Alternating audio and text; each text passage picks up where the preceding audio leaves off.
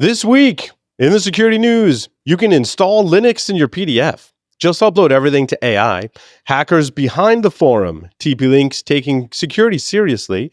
Patch Tuesday for everyone, including Intel, AMD, Microsoft, Fortinet, and Ivanti. Hacking your space heater for fun and fire. Cybertrucks on fire, or maybe not, as what you think. If you could just go ahead and get rid of those buffer overflows, that'd be great, says CISA. Steam Deck hacking is not what you think. Prompt injection and delayed tool invocation. I just love saying that. New to me, Ludus. Contec patient monitors are just insecure. Badbox carries on. The compiler saved me. And a Telnet command injection. All that and more on this episode of Paul's Security Weekly. This is a Security Weekly production for security professionals by security professionals. Please visit securityweekly.com/subscribe to subscribe to all the shows on our network. Broadcasting live from G-Unit Studios in Rhode Island, it's the show where exploits run wild, packets aren't the only things getting sniffed, and the cocktails flow steady. It's Paul's Security Weekly. Deploying enterprise AI, tools like Copilot from Microsoft 365 and Glean are prone to oversharing and data leakage. They lack the in-depth access controls required to ensure that query responses align with users' need to know boundaries. Without proper access controls, these tools accelerate the discovery of improperly secured sensitive files within the organization's M365 environment. Gnostic enables enterprises to safely adopt AI through setting need-to-know based access controls. Learn more at securityweekly.com/Gnostic and see how Gnostic can help stop AI oversharing. That was fabulous. Hey, thanks, man. We're coming to you live from, or not live, from Purgatory Studios in semi-high definition. Compliments of Darth Vader himself. This is Paul's Security Weekly, episode number 861, being recorded on Thursday, it's Wednesday, February 12th. When we're recording, this is airing on Thursday, February 13th, 2025. Bill, I felt that intro, man. I was like, I got done. I was like, wow, I feel like I nailed that. Listen, I felt it for you too. Like, I know I'm supposed to be quiet, but I was like, damn, man, that was great. Yeah. That was like my 861st intro, and I think I finally got it right. Okay. You finally got that shit figured out. That's it. Mr. Larry Pesce is here in studio. What's up, Larry? Oh, yeah, it's an interesting week. It is. Yes. Yeah. Always interesting. Yes. Mr. Bill Swearingen, of course, is here with us. Bill, welcome. Hey, thanks for having me, Paul. Glad to be here. Go Chiefs.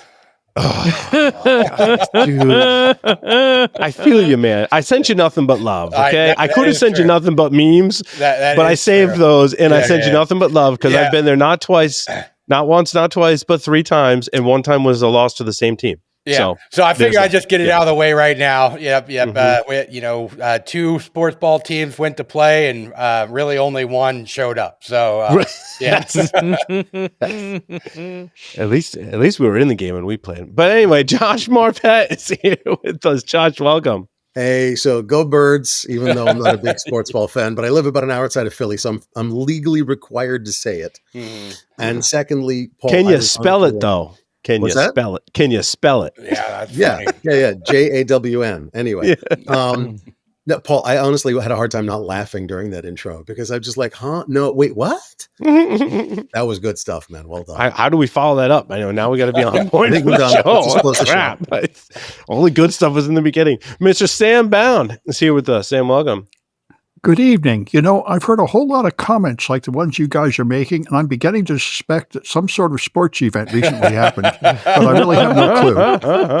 Bird watching, Sam. Bird watching. It was a superb owl. Well, that I might have been interested in.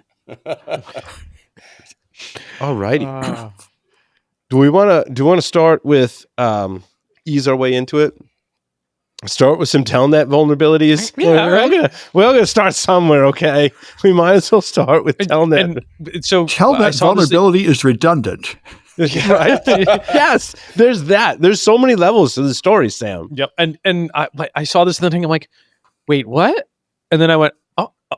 I had kind of the same epiphany that I think that you did. Where it's like, wait, what?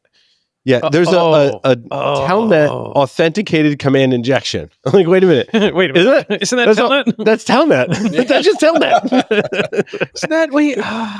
Except when you have devices, and so I think many of us have interacted with these devices where you Telnet to it, and there's a Telnet interface. It may require authentication, it may not, and you can do stuff, and the stuff that you're doing is protected by some runtime application that's like attempting to limit what commands you can run to interact with the system, not necessarily just dropping you into a shell in the OS. Yeah.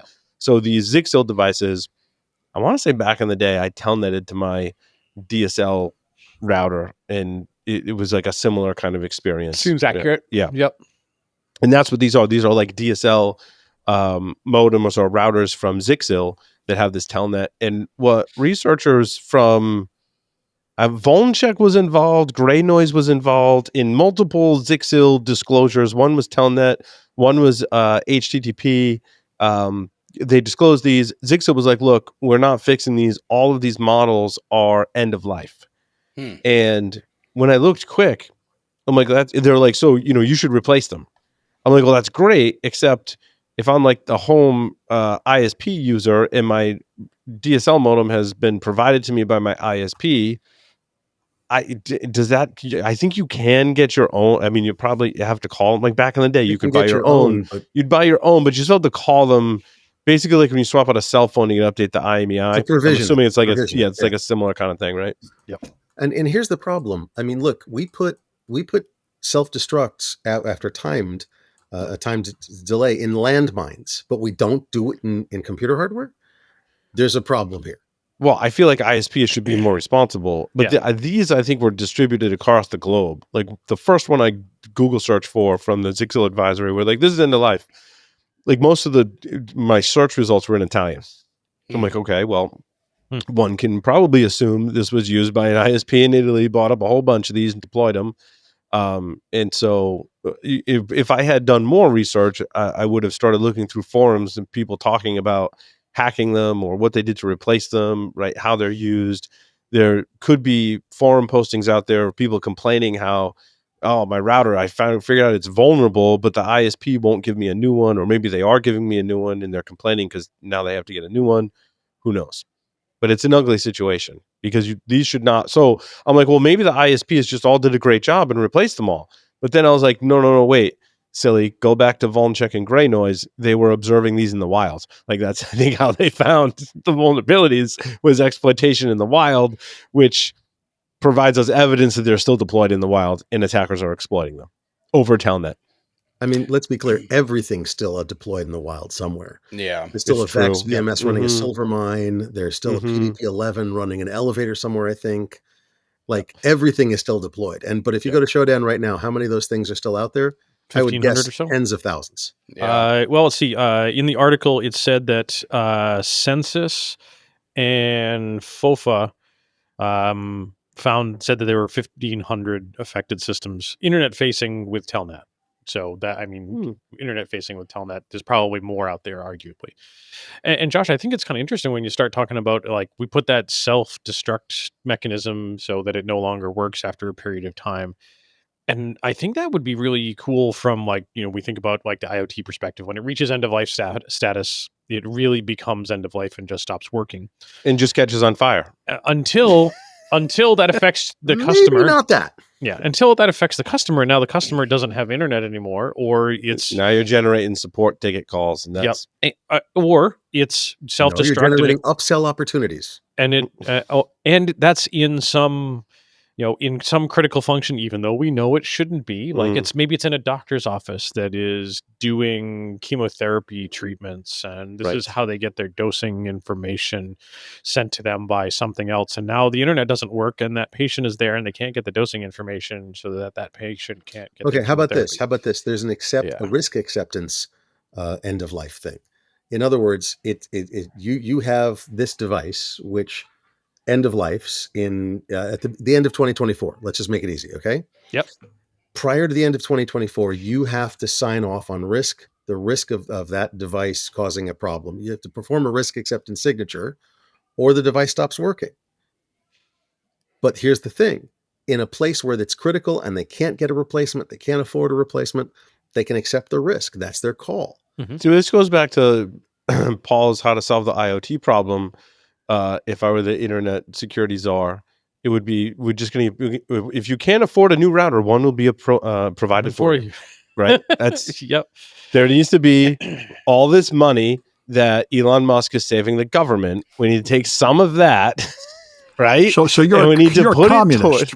We need to put it towards. He's not saving the money. Routers for people. And then if anyone has a vulnerable router, we send them a new one that's not vulnerable. But you just have to send the vulnerable router to us. That's right. Because we want to, for security research purposes. Yes. Communism. So what I think is great about this article, Paul, is just looking, so obviously I think the joke is funny that, authenticated command injection, that is Telnet, right?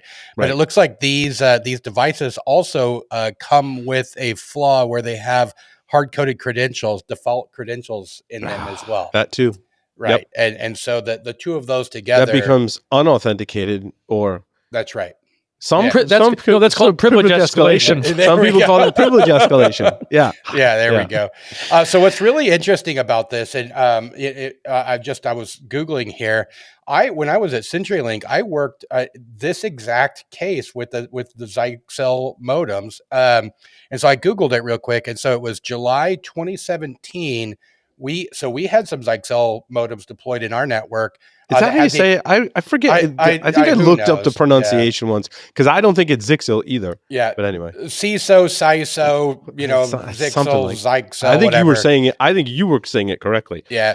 But what was really interesting, it was the exact same thing. So there was a Telnet flaw in some of these devices that we worked with the vendor in 2017 to repair this, right? And so I wonder if these are the same devices that are just still out there, or right. Because at some point the vendor has to say, this is end of life, I'm not supporting it anymore. And then that's the point where someone has to pay for a new device.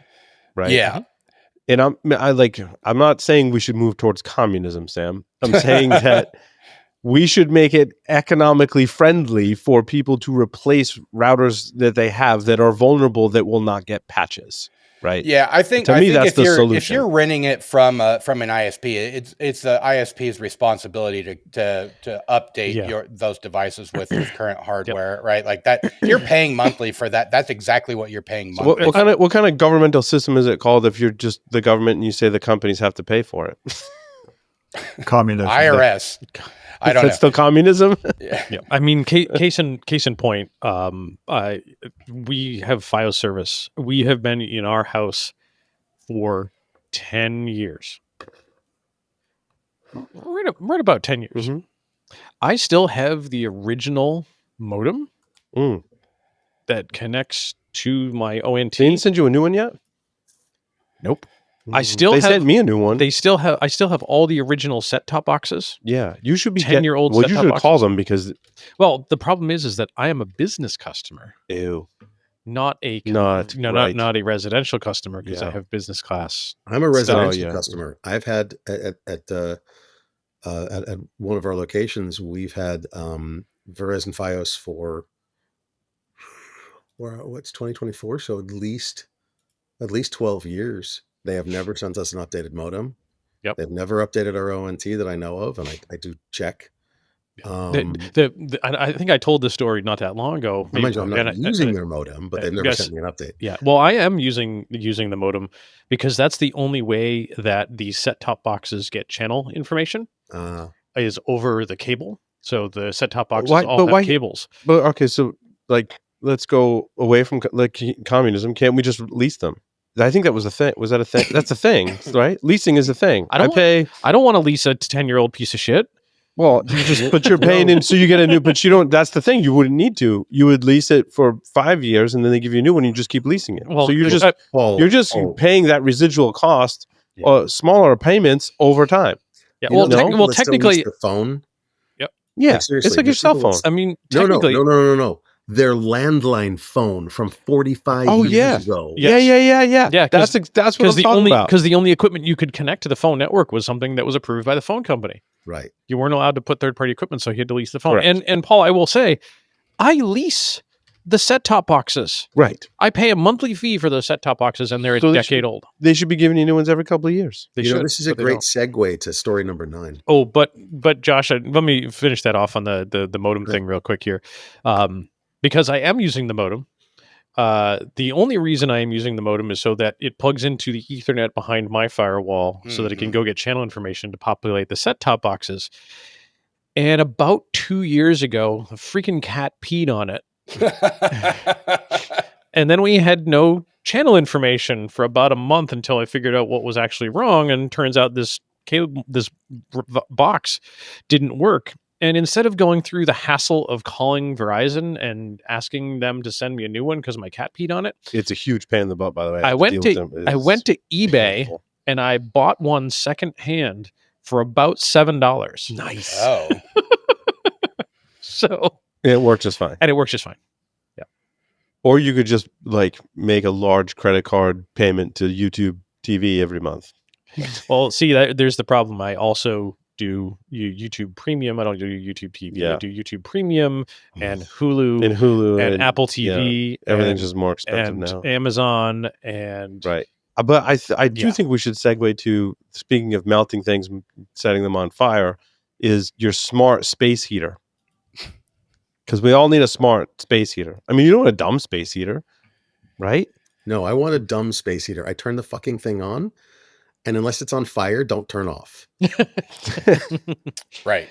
Combine that with your with Sam's suggestion for combining that with the landmines. You're good.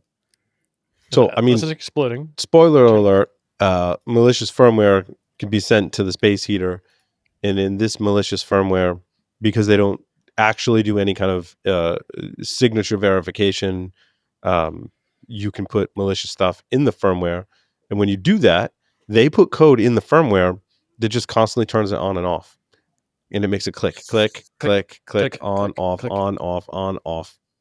Yeah. I mean, that was their fun test of a malicious idea, which they could have done a heck of a lot worse things. They could have turned it on and off even more rapidly. The video demonstration was not all that rapid. But they could have disabled the temperature limiters. I think those are physical, though. Yep. I think that's a myth. Like on printers, they're physical. Like it's a physical hardware limitation that you cannot control in software. That's fine. And I'm not saying it's impossible. But why the fuck does a refrigerator need a TV screen and a space heater need firmware? It needs an electrical switch that goes on, maybe gradations of on. Well, so the reason, Josh, I mean, like your point's apt, right? Like I get it, but as we move into the smart homes, right? Like how many of us have Home Assistant or something running? Like it's nice to have control of those. It is things. nice to, yes. But what Bill's talking about, and I think Bill, you're correct. It's the convenience, and in the use case for a space heater, I drove away from the house and I was like, oh shit! I need to turn I left the space heater on. Now I can go on my app and I can turn my space heater off. Yeah. That's the use case. I mean, for good, bad, or indifferent, like that's the use case. Or I know I'm going to go to my cold office in like 2 hours. Right. I'm getting out of bed. I can warm it up. Have the voice assistant already turn the heater on. Yeah, I hope I don't have my, want one. Now I want one. Now I hope I don't have my shirt draped over that space heater. Exactly. Well, that's why you need a camera so you can look at the space heater first. Yeah. So what you do is you send the Roomba in there, with the camera, so you check everything out, and if it's everything good, turn on the space. I'm actually not going to lie. I have a camera pointed at my wood stove so I can check and see if I need to put wood in it. Yeah. I mean, I have cameras in my 3D printers, but I also have a camera that's aimed at my 3D printers as well. It would be interesting to know, Paul. Like, I think, if that is if there is a physical temperature limiter, or if that could be controlled by software, right? Because I think my gas stove has a thermocoupler, right?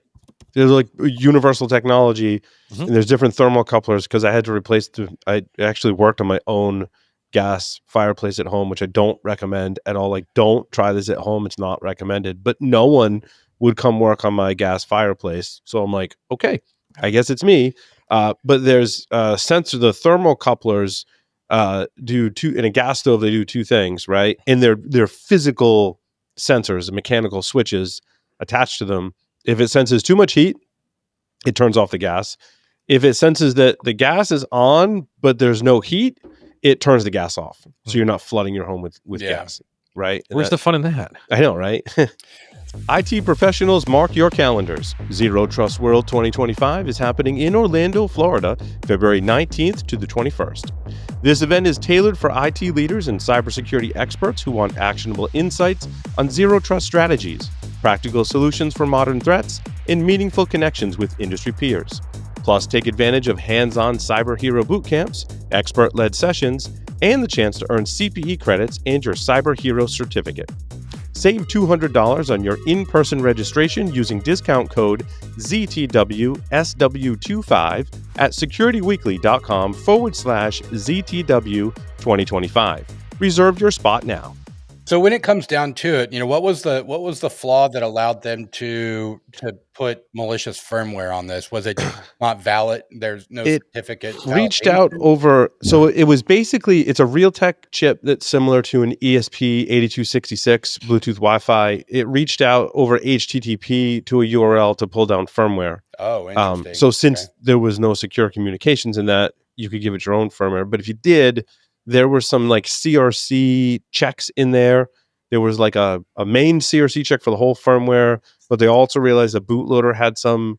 They were just CRC checks, right? Mm-hmm. It wasn't a signature validation or firmware encryption. Mm-hmm. So once they figured all that out, they could then develop their own firmware and modify it, and then trick the router, however you want to trick it, right? A million different ways to do that. Download this firmware instead, and then that's the malicious firmware that ran. So use SSL when you're doing your secure communications are important, and also use a feature similar to secure boot, right?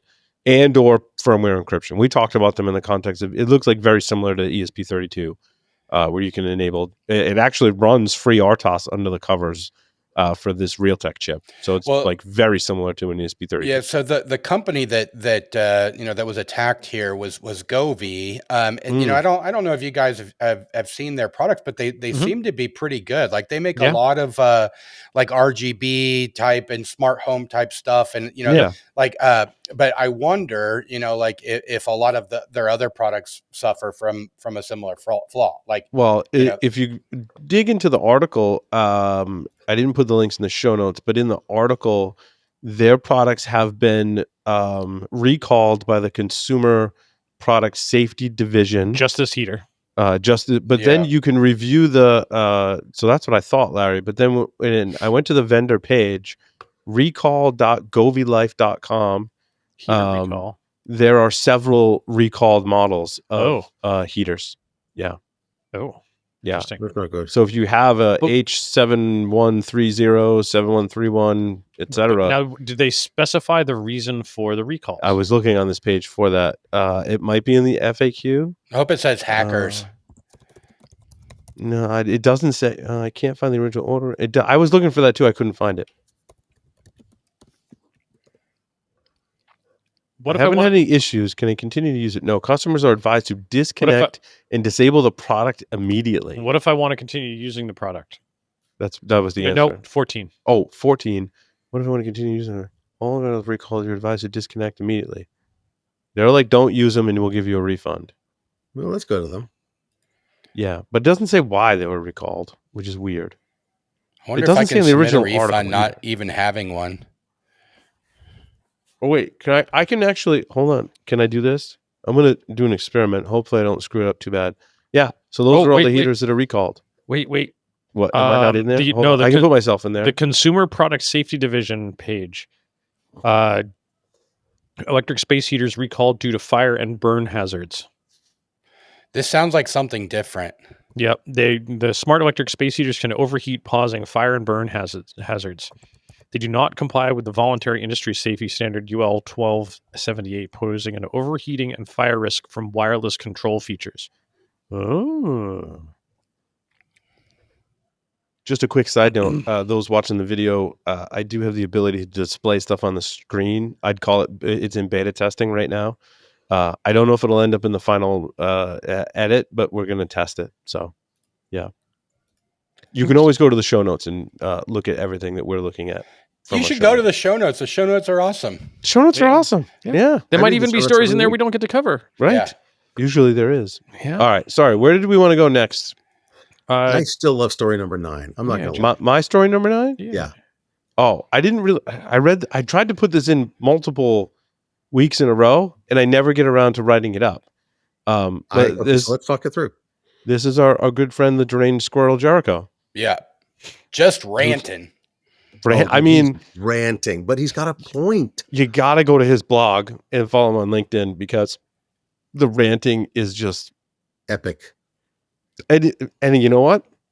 As per usual, Jericho's got valid points backed up with data, right? He knows you that know him, like he backs it up, man. So this one is reason why InfoSec has failed is what we're talking about. Yeah. We didn't really kind of throw out what we're talking about here. He brings in 2 vulnerabilities, both with Microsoft Word. Not that he's hating on Microsoft. No, these are examples. Again, he's backing his statements up with hard facts. Effectively critical, even though Microsoft doesn't list one as critical. They have not only been around for over 7 years each, but they are still unpatched to this day, as I understand it. Well, there's a CVE issued for the Microsoft Office one. That does not mean that Microsoft has issued a patch. As far as I know. They have confirmed it. Hold on. There's an MSRC. Let's see. Microsoft Office WordPad remote code execution vulnerability in Windows CVE 2017-0199. It was released. This advisor was released on April 11th, 2017. Wow. Exploitability. It's hard to tell whether Microsoft has patched it or not in their advice. It's one of my, maybe I don't know how to Microsoft well. How do you see what the fix is? You get to the security updates to determine the support lifecycle of software. See Microsoft support lifecycle, and then you can download security updates for it. Yeah, so they do have patches. They do have patches. Yeah, but it's still vulnerable. There's people that haven't updated. No, isn't everybody running Word in the cloud right now? Like you'd think it goes back to hasn't everyone swapped out their vulnerable IoT routers? No, right. I mean, the other evidence I have along these lines, there was like a 2017-ish cross-site scripting vulnerability that got added to the KEV. So in Cisco iOS or something because so the KEV is observed exploited vulnerabilities in the wild. It doesn't matter the age, the qualifying criteria. Because I interviewed who runs the KEV, Todd Beardsley, and we talked about this. Right, it's got to have a CVE. Ideally, it has a patch, although they make exceptions for that one. And we have to have confirmed observability of it being exploited in the wild. And then they'll add it to the KEV. So the second vulnerability he mentions is in the KEV, which means there is a patch. However, it's listed as one of the top. Most of the time. 2021 is one of the top most exploited vulnerabilities. I'm sorry, go ahead. The exceptions are with IoT. We just talked about it, right? IoT devices that have been discontinued by the vendor and are unsupported and there are no patches available. But when they see that being observed in the wild, they'll add that to the KEV, and their recommendations are like, look, there's no patch. You just need to get this off your network, right? Because the KEV is primarily guidance for, what is it, the operational directive, binding operational directive? There's a binding operational directive attached to the KEV that says to government agents, U.S. government agencies, you got to do this, right? And then you'll see the time frame, like you've got to remediate this. And because of that, that's why they're requiring a patch. Or if you have a vulnerable Netgear router that's not supported, you need to just get rid of it, right? So anyway, that's just some backstory there. But the point is that these things, these vulnerabilities, at their heart, should be patched, and yet they're not in a lot of places. So, as information security professionals, how can we claim to have any kind of success when we can't fix things that are 7 to 10 years old? And so it's really tough. If we're not patching, if we're not updating, if we're not doing things properly, if, I don't know, you're not doing the fundamentals, are you actually an InfoSec professional? Well, so you see, Josh, this is where I see a little bit of a divergence here. I mean, we Please. can fix it. There is a patch available, but getting the patch there is the challenge, right? And I'd argue that depending on where you are in your career in an organization, what your roles are, as part of being a security professional, it may not be your job to install the patches. Okay, if it's not your job, that's not your problem. Agreed. I mean, you may be the one that has to go beat your corporate folks, your Windows, NT domain admin folks that are doing their day-to-day with a really large stick to say, hey, you need to get this patch in the rotation. Wait, you don't have a rotation. Okay, well, we need to do something better here. But the fact that they probably have an information security professional in that organization means they have some sort of patch schedule. So I'm kind of torn here. Like, yeah, they've got to be doing some security stuff because they have security in that organization that doesn't have these patches deployed that are 7 years old. Yet they don't have these patches deployed because they're 7 years old and they have a security function. But maybe that security function isn't carried out. Maybe it's carried out by the server admins. And the server admins go, I can't apply a patch for 2017-0199 because users are still using RTF files that use OLE or object linking embedding for a critical application or function for the business. Is my guess as to the answer for some of it, which is not an excuse. I'm saying that's the answer, right? Because then the real solution is how do we have to re-architect something and redeploy something, and we all know that takes time. But hopefully not 7 years. Hopefully not 7 years, right? Or just it never gets to the top of the project list. And so presumably you implement defense in depth and have some kind of mitigation for this accepted risk. Right. Which hopefully they have. I mean, they've got. I mean, I think in this case, it's deploy an EDR and hope the EDR catches it. Yeah.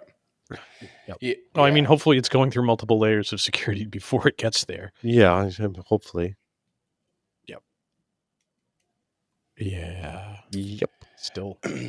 Encryption at rest will save the day. Encryption will save everything. Yep. You're not wrong. So speaking of encryption, Sam, like the one that's been lighting up my hacker groups all week is your story number 6. The UK demands for Apple to break encryption. It's an emergency for all of us. Well, it might be. The problem is we don't really know what happened, and we're never going to find out either. I mean, the UK ordered them in secret to give the UK a backdoor into Apple cloud storage, and we don't know whether they did it. Right. And we're not supposed to even know this happened. We can't count on ever knowing. So I guess it means if you want to be sure your stuff is encrypted, you have to use a different cloud backup service and encrypt it yourself. They're probably going to do it, but balkanize it. And by that, I mean that they're going to lock off the EU or UK storage. Well, what they asked for is access to all the storage everywhere somehow. And I don't even understand how they can possibly do that, but that's what the story says they asked for. Nope, can't do it. So that was the question is, what does Apple do in response? Right. My understanding was exactly what Sam's saying, is that the request was for the world. It was for the world. The request is probably for the world. What Apple's probably going to do, if they're smart, is say you can have access because you're the sovereign government of this country. You can have access to the storage for this country. That alone is going to be a massive frigging nightmare because it's going to give them access to be man in the middle for everything. It's going to give them access to people's crypto wallets. It's going to give them access to people's bank accounts, et cetera, et cetera, et cetera. Well, we've seen this before, right? It's like we've seen this before, and it was so BlackBerry, right? Like when BlackBerry had to do this for back in the day for certain countries, and then I think Google had to pull out. What was the country that Google had to pull out of because of these types of requests, right? And so, I know the UAE, China. I know the UAE forced BlackBerry to have unencrypted stuff, so they could monitor it. And I'm thinking this might be Apple's there's smart a lot of move. younger folks. There's a lot of younger folks wondering what this BlackBerry thing is we're talking about. It ran on an ESP32 or something. I'm not sure. Yeah. But I mean, aside from what you said, Josh, there's another thing Apple could do, which is pull out of the UK in protest and trumpet that they're the heroes of privacy for that. And the positive advertising of that might be worth the business lost in the UK. Possibly. The problem is I don't think they can pull out. They have customers there now, like lots of them. They could notify them all that due to your government restrictions, your device cloud backup will stop working next month. Mm-hmm. Yeah, it's just the cloud backup piece that they would have to. Yeah. Of course, that might not exempt them from the order. I remember the guy Snowden's email server got a secret national security letter, and he tried to just shut down the business, and they said, tough, that does not stop us from demanding the old data. Yeah. Yeah, that was, who was that? He actually came out to SecKC and talked about that. Yeah. Oh, man. That's the problem. Apple already has a bunch of data that the UK wants stored on servers, and the UK is demanding it. There's probably no way to not give them the old data. That's nuts. What was it? Was it Proton? It was Lava something. It was some email, which he did shut down, so we all forgot it. It had some name like that. Lava Bit. Yeah, he shut the entire service down. That's right. I forgot. And the way that he complied with was he printed out in 2 point font the encryption key that spanned over like 400 pages or something like that, and handed that over. And there you go. Like, gonna have to hire some good. Him? What? Didn't we interview him on the show? Who? God, what's his name? Lava the owner Bit. of Lava Bit. Sounds familiar. I think Doesn't we ring did. a bell. Doesn't ring a bell. Okay. Let me find his name. Anyway, I mean, this sixth story might be important. That's it. Yeah. It might be important, but we don't know. That one's going to be a doozy for sure. It's also like a huge pain in the butt to set up your own back. I mean, maybe not. It depends. It's inconvenient, right? Well, I thought we as a community decided that encryption backdoors don't work, right? Like they don't. They don't. But the law enforcement people have never gotten on board, and they never will, because they hate finding encryption in their way.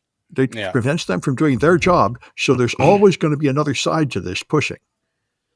Well, and some of the other side has some valid points. I mean, they're going after pedophiles, right? Yeah. And that's pedophiles, terrorists, a lot of these all kinds of cases people. they bought, right? And now you have encrypted communications that are ubiquitous, easy to use, free.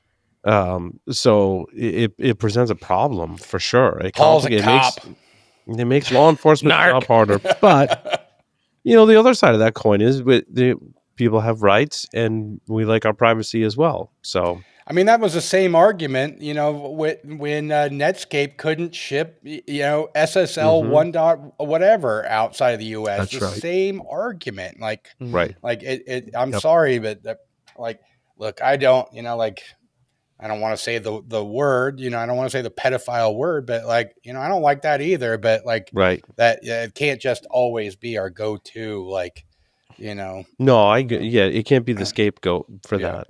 Yeah. Protect the children. Yeah. Won't someone please think of the children? Well, I mean, because you want to talk slippery slope, start there. Yeah. Well, one simple solution is the U.S. could just take over every other nation in the world, and then they would all be subject to our laws. That would settle all these problems. Not give anybody in the presidency ideas. Oh, it sounds like a good idea, Sam. Yeah. Where should we start? Greenland? I don't know. Yeah. Well, someone dropped the executive order. Hold on. We're going to call it red, white, and blue land. Okay. Yeah. Yep. Canada, Greenland, and where else? The UK, obviously. Oh, yeah. Right. Yeah. So what, did the UK lose access to NSO Group software, and now they encryption? Did I say that out loud? Damn. Sorry. That, although, is a real important point. I mean, all of our pretense of security kind of ignores the fact that you can just buy hacking tools that punch through everything. Mhm. Correct. It goes right back to Bill's point. Like, oh, encryption at rest, that'll solve everything. Like, yeah, Signal's great. Everyone's like, oh, I have like perfect privacy. I'm like, yeah, but like you can read your text messages, right? Right. 'Cause, Yeah. So if That's someone why I else gets on your phone, they can read them Yeah. too. Yep. Yeah. That's what I always tell my students in the cryptography class. All you can do with cryptography is force them to steal it a different way. There's a way to get it Yeah. that is completely Well said. Yep. Yeah. Yep. That should be on a t-shirt. Well said, Sam. Love Yeah. it. Yeah.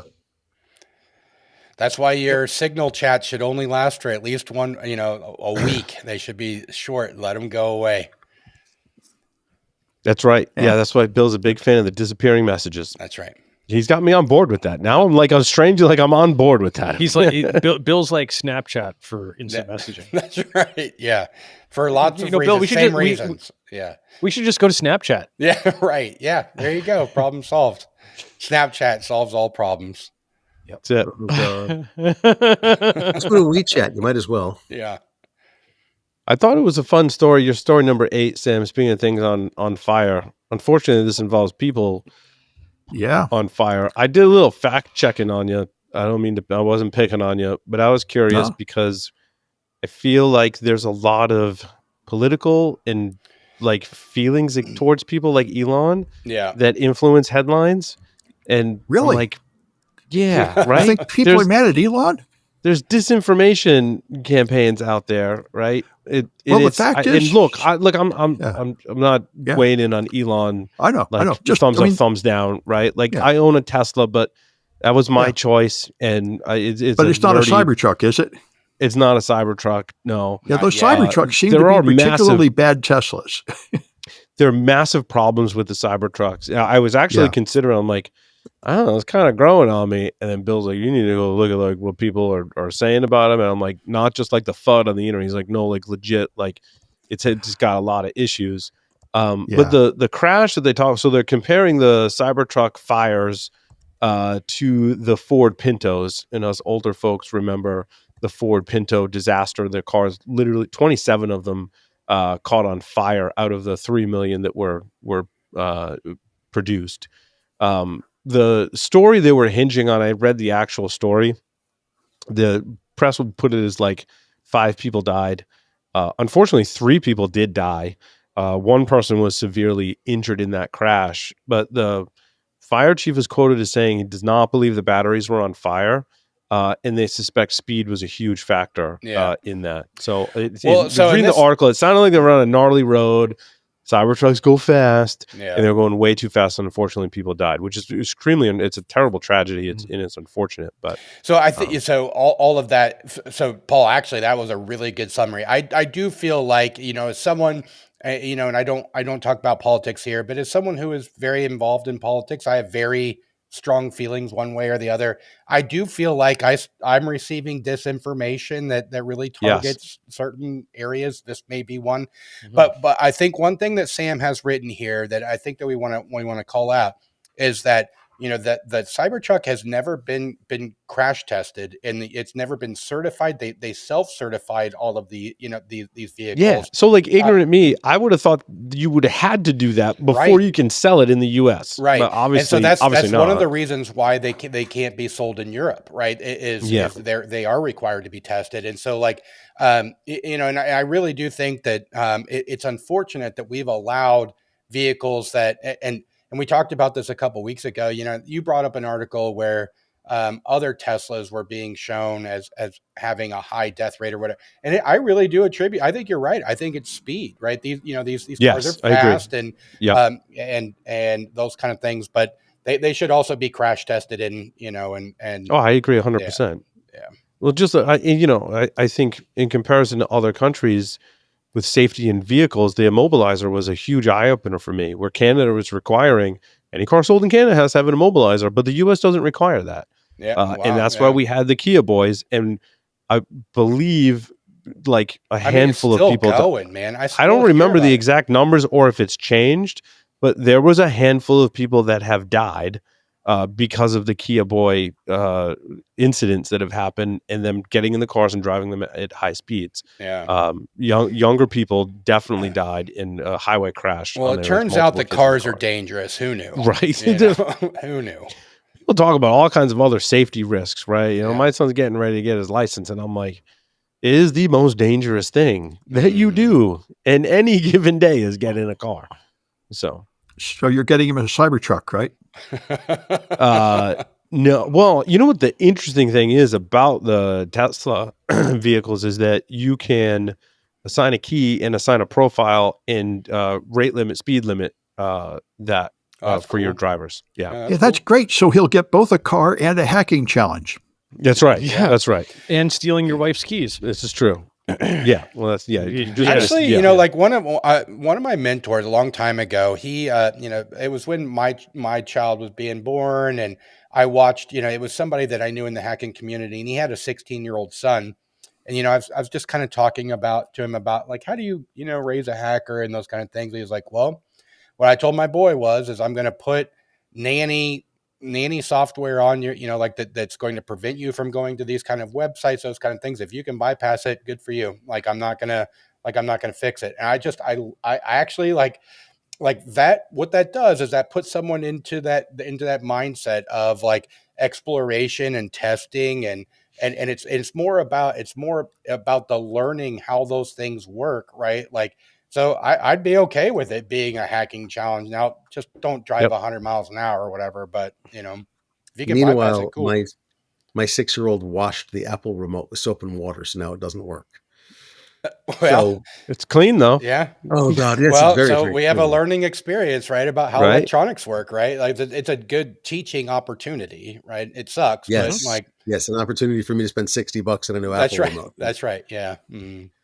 Yep. Well, you should just get a cheap Android TV box, and then, not only do you get a cheap box where your remotes are much cheaper, but you also get malware pre-installed. Hell yeah, free malware. Right, free malware. That's why I have Apple TVs. Thank you very much. Right. So this was an interesting. My story number 14 actually talks about this. So Census produced a blog post talking about Badbox, and it caught my eye because I'm like, wait, that's the Android TV malware, and the article kind of hinted towards it's a newly discovered botnet. And I don't know if the botnet is new, but the malware is old. All right. Because we've got this horrible naming and tracking conventions that we have, because the threat actors get names, the malware gets names, and the botnet gets names. And none of those names are mostly meaningless to everyone, and doesn't do anyone any favors. But Badbox is what, and so I'm saying it's not really newly discovered. This malware strain has been around for quite some time, at least when I did the research a year or so ago. And they said it is still targeting Android devices with malware that comes pre-installed from the factory. The things that struck me about this are over 190 infected devices have been observed. That's a pretty sizable botnet. We talk about botnets that are much less in numbers than 190,000. And here we have this Badbox thing, and it barely is a headline sometimes. They also said that in the article that they revealed 5 IP addresses in numerous domains, all using the same certificate and SSH host key. This strongly indicates a single actor controlling a templated environment. I agree with that. It's not definitive proof, but it certainly hints towards, if there's one key in a set of IPs and domains, probably one person that's controlling this, which, again, this thing's been around for a while. It's sizable. I think the reason that it's persisted for so long is it's because with the environment and the devices that it's on. It's great. It comes pre-installed. I don't have to go infect something. I'm infecting it, and then I'm just letting people use it, and it goes out into the wild. What a great infection vector that is, right? So much less work for me. I put my malware in one place, and it spreads out everywhere that these devices are sold. Great. It's in an environment, in a home environment, on an IoT device. How many people have anti-malware, antivirus on their IoT devices, right? Not many people. How many people in their home are looking? Yeah, exactly. Or on their home network looking for who's looking? IOCs, right? Right. Even if you're like, oh well, I segment my network, like doesn't matter. You're still infecting. You're part of the botnet, Right. right? And you've protected yourself from it infecting your information and the rest of your network. If it's stealing your SSID and your password, which I don't know what's going to do with that, but some of them do actually collect that information when they analyze the malware. And if you give it a separate one for your IoT, and that's great. You're limiting your risk, but. And as you were saying, what if that Android smart TV? What if it's got YouTube on it and you log into your YouTube account? They could do. I didn't see too much evidence of credential harvesting. Yeah, they could do credential harvesting, so that's an option. It was more. They could put a Bitcoin miner on it. Yeah, I don't know if I saw that either on this particular one, but they're more doing like advertisement click spam. Yeah. Like they're generating clicks for ads to generate revenue, which could be another reason why it's flying under the radar because nobody cares. They're not doing anything really totally like, you know what I mean? That's kind of people are like, oh, like whatever, you know, but like, why haven't we taken this botnet down? It's the perfect place to hide 190,000 nodes. We're now saying it's a single actor. Why can we just take it down? Yeah. No one's really gotten the bottom of how it's pre-infecting these. Last I looked, this article didn't say anything about that. But when I researched it, I could not for the life of me find any evidence of anyone who said this is how it's ending up on these devices. No one could figure it out, which irks, all of us hackers. That really irks. That kind of stuff irks us. Like we need answers. We're like a curious bunch. We need to know what's going on.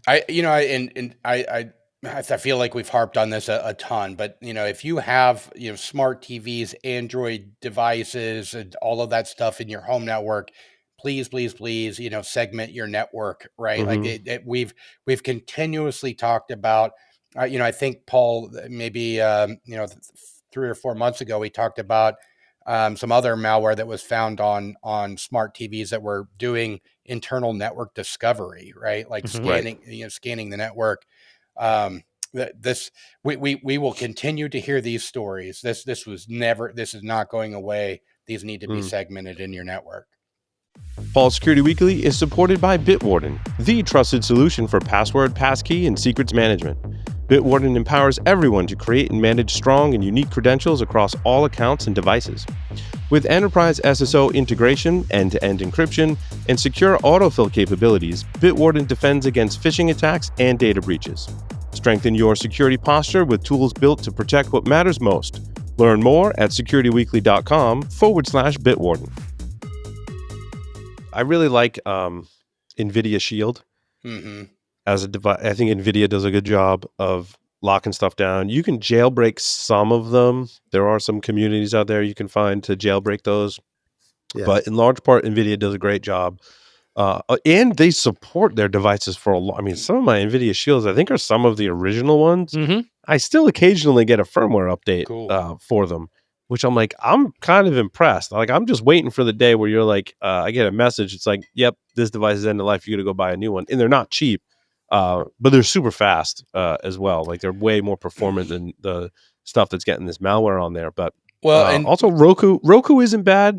I don't know how you folks feel about Roku, but Roku runs a closed environment, good, bad, or indifferent. Yeah. But the closed environment, I think, definitely helps them repel some of this malicious activity. Yeah, many years ago. So years and years ago, I used to only buy really, really high end TVs. And you would,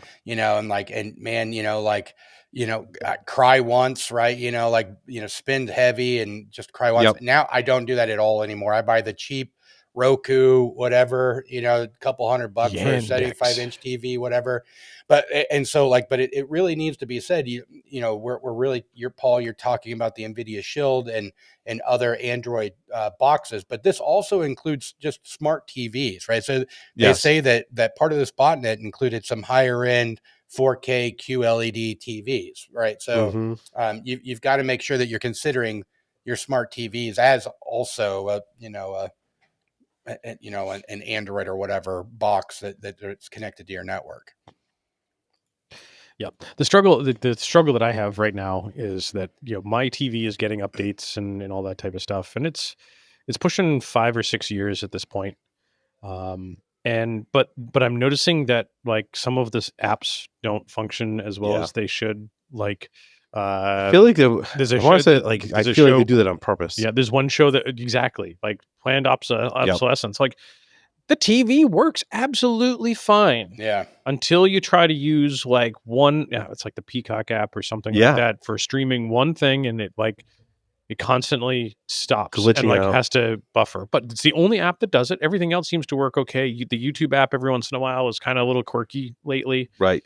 And it keeps dropping off my Wi-Fi network about once every 2 weeks. And see, when that happens though, all it does is it pisses off us hackers, and we're like, all right, now how do I get ADB root on this sucker, and I can go clean that. If I can get a true ADB root, I can clean that shit up, right? I can remove all the crapware. Yep. I can like dump the caches manually. I mean, this is the exact reason why we can't have time bombs and things, because the hackers are just be like, I'll remove that, and that thing will run for forever, right? You know, so yeah. It's all a weird way to put your effort offensively and defensively. Everything can be used by a criminal, and everything can be used by a researcher, and it's the perpetual fight, an arms race. Yeah. Let's talk about something not IoT related. Yeah. We were having a conversation about the Cybertrucks, and Sam had a great story that was, I think, kind of tied to that, given the way that discussion went. Sam's story number 2. Yes. Oh, educated but easily fooled. Because we were talking about misinformation and stuff with the Cybertruck. And like, well, I don't think it's so. Yeah, it's a huge issue in our whole society now. And I think this is important information because the conventional explanations are not explaining it. Like, more educated people are not harder to fool, which really shouldn't surprise any of us that remember Uri Geller, the guy that pretended he could bend spoons, and he would fool like the PhD psychologists, whereas average uneducated people would say, the guy's a fraud. You can just see it. Mm-hmm. Yep. And also, older adults are more likely to spot fraud and falsehood than younger adults, which is interesting because I know a lot of us have the experience of older people being unfamiliar with modern techniques of attack, and they fall for that. But the Republicans are certainly far more likely to fall for misinformation than Democrats. I think we can all see a huge effect there. But the real effect, which in retrospect is very easy to understand, is people are more likely to believe something if they saw it before, which is what we all do, right? I don't believe this story. Let's try to find a second or a third source. If I find it on like 3 different sources, then it's probably true. And this that's like the old school way of validation, right? Yeah, and the other thing, of course, is to try to find authoritative sources, but that's more difficult. And I'm thinking this is why Donald Trump is such a social engineering genius, because he will just repeat the lie over and over and over, so it echoes, and people will hear it coming from many different directions, and that makes it much more effective. I think a lot of politicians and other people do that too, though. I think that's a known tactic, right? Yeah, I think that's just a politician tactic. It's been acclaimed by various people, but I've never seen anybody employ it in America as effectively as Trump. He's amazing. Like he claimed it's also that, interesting too. The AI videos now are catch me off guard sometimes. Yes. Yeah. And like, I guess I must watch a lot of like NFL football related videos, and dude, the ones with the Chiefs are just I don't know if it's just my feed because like the algorithm is like, oh, like you watched one all the way through, therefore I'm going to show you 8 million of them. Yep. And they've got the AI voices of the actual announcers, right? Or voiced over the clips of people actually, the players actually playing the game.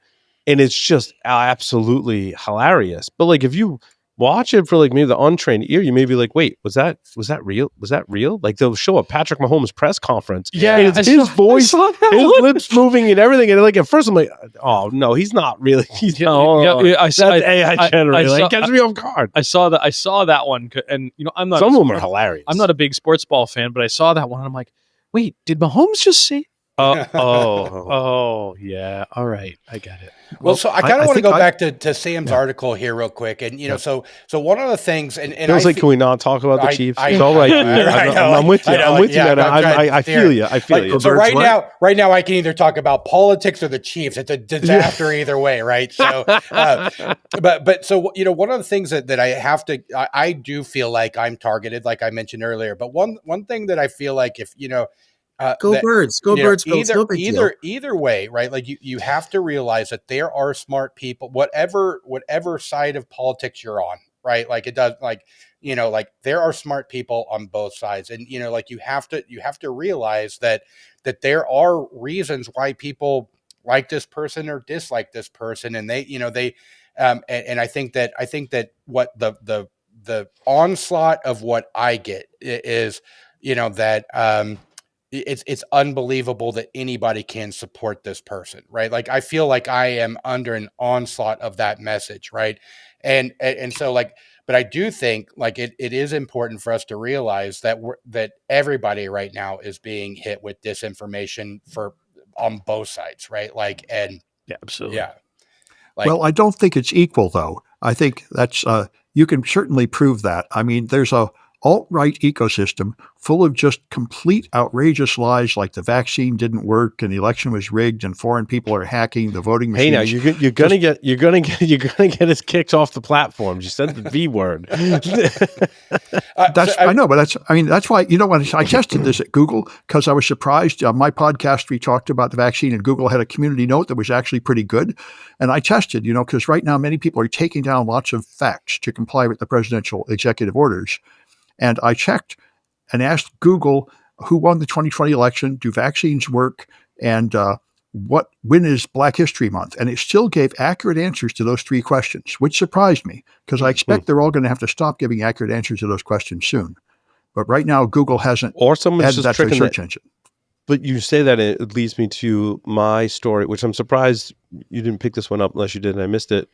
There was a Dan Guten article talking about the latest Gemini long-term memory prompt injection corruption. Absolutely. And it's I wanted to talk about that one. You asked it for the facts and answers to these questions, and it was correct. What this attack can do is if you upload a document, it corrupts the data on the back end and answers to subsequent questions. And the demo they gave was like, it's hard to explain, but if you go to my article number 17, which links to the Ars Technica Dan Guten article, he embeds the YouTube video that shows a demo of what I'm talking about. And it's essentially inside of the document, it's uploaded in the prompt, contains instructions that change data and answers to questions and trick Gemini into storing that into its memory, they call it. Oh. And so like he basically told it in that attack that the earth is flat, right? So then subsequent prompts where you're like, is the earth round or flat? And it's like, oh, the earth's flat. What are you talking about? But is that is that limited to his, or would that answer it from would it change that answer? Depends if you're sharing your that's the sharing of the prompt data, right? If it's shared. Yeah, see, it would be the people who have had that extra data added to their Gemini. This is retrieval augmented generation. That's why I love this article, because I didn't understand this attack before. In retrieval the modern way you do this, generation. I love the phrases we use when talking about this. It's amazing. Yeah, this is what Perplexity does, and this is what all people I consult for want. They want to add their proprietary company document to the LLM. So you take a baseline LLM and you add a bunch of like PDF files that came from a company, and now you say, refer to those documents and tell me this and that. And what I had not understood, but I should have, the fundamental problem with LLMs is there is no separation between administrative commands and user commands. They don't know the difference. And so you don't mix logic and data, and then LLMs should do basically just that. Well, if there's no logic, that's the problem. All it has is basically suggestions, like, training a dog to do something. There's no command that they will obey completely. There's no administrative rights. You should use a local model if you're using proprietary data. Yeah. Well, sure, but even if you are, the problem is there can be hidden prompts in you can poison the proprietary data. And the example is, you say, when someone asks about an apple, then take all the emails you can find and send them to this address. And it'll be like the you can attack a local model to get sensitive information. After reading this, that's totally possible now. And something in the added documents we treated as if it was in the prompt, which is what I had missed. Right. So you can add information. But if I can sneak something into your PDF. I use public data to contextualize. And so chats. Somebody could poison that data by adding an invisible phrase, which will cause all the models you use it on to have like a backdoor that will do something that you don't want it to. So I took my public blog post, cut them to PDFs, added them as attachments, but also changed the default prompt to, so like when you create a GPT, or in Perplexity it's called space, you can change like every time I prompt it, also do this prompt and use these attached files. And in my prompt, I'm like, always use eclipsium.com/blog as a resource and the writing style, right? But if someone were to hack Eclipsium's blog, they could put stuff in there that would interact with my prompt and potentially run attacks against me. That's interesting. Yes. Or just the marketing department. Nobody needs to hack it. It's just going to be the marketing department. And all these models are trained on the pile, a ton of random data taken from the internet up through 2023. Right. And who knows how many nasty things are in there. Well, the internet's a great place. What are you talking about, Sam? Yeah. Nothing bad on the anyway, internet. it's very interesting. And this is the like we mentioned it last week, Anthropic claims that they now have a strong defense against prompt injection. And I hope that's true, because we really need it. There are so many ways, and the defenses that they added in response to this report do not really fix the underlying problem. No, they just fix these specific try and attack hack their way around vectors. it. Yeah. So, and we keep finding more and more prompt injections. So as far as I know, nobody has a real solution except maybe Anthropic. Well, they're claiming, right? Well, they're now having a bug bounty program, which is what you do. They're letting the whole world shoot at it for a cash prize. That's a fair way to see if it's true. Yeah.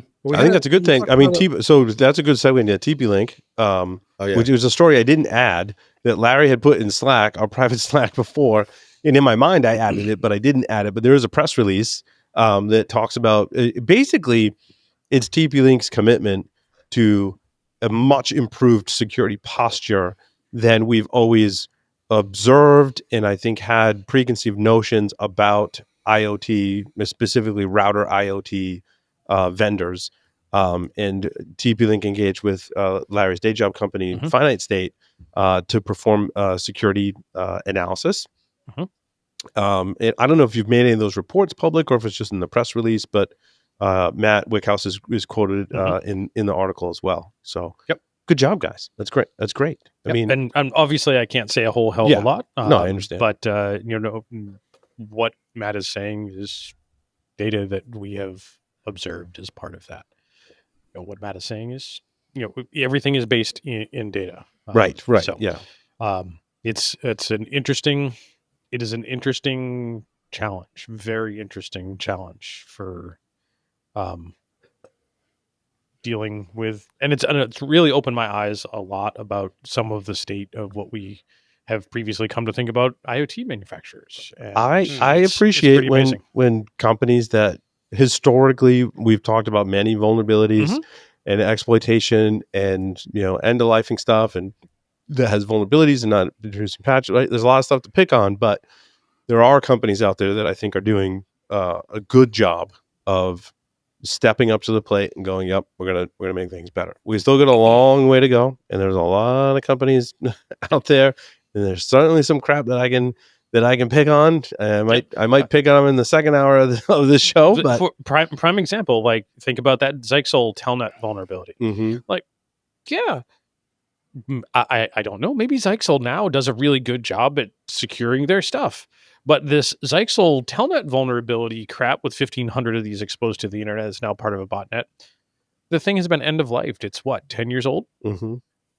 That was probably really secure 10 years ago. Yeah. And it was a different landscape then, especially when we started talking what we now call IoT stuff. So not only I'm realizing that a lot of manufacturers have evolved with the times to deal with more modern threats, and the stuff that we're seeing that, oh my God, the sky is falling, is stuff that's 10 years old and end of life that people still have in their environments.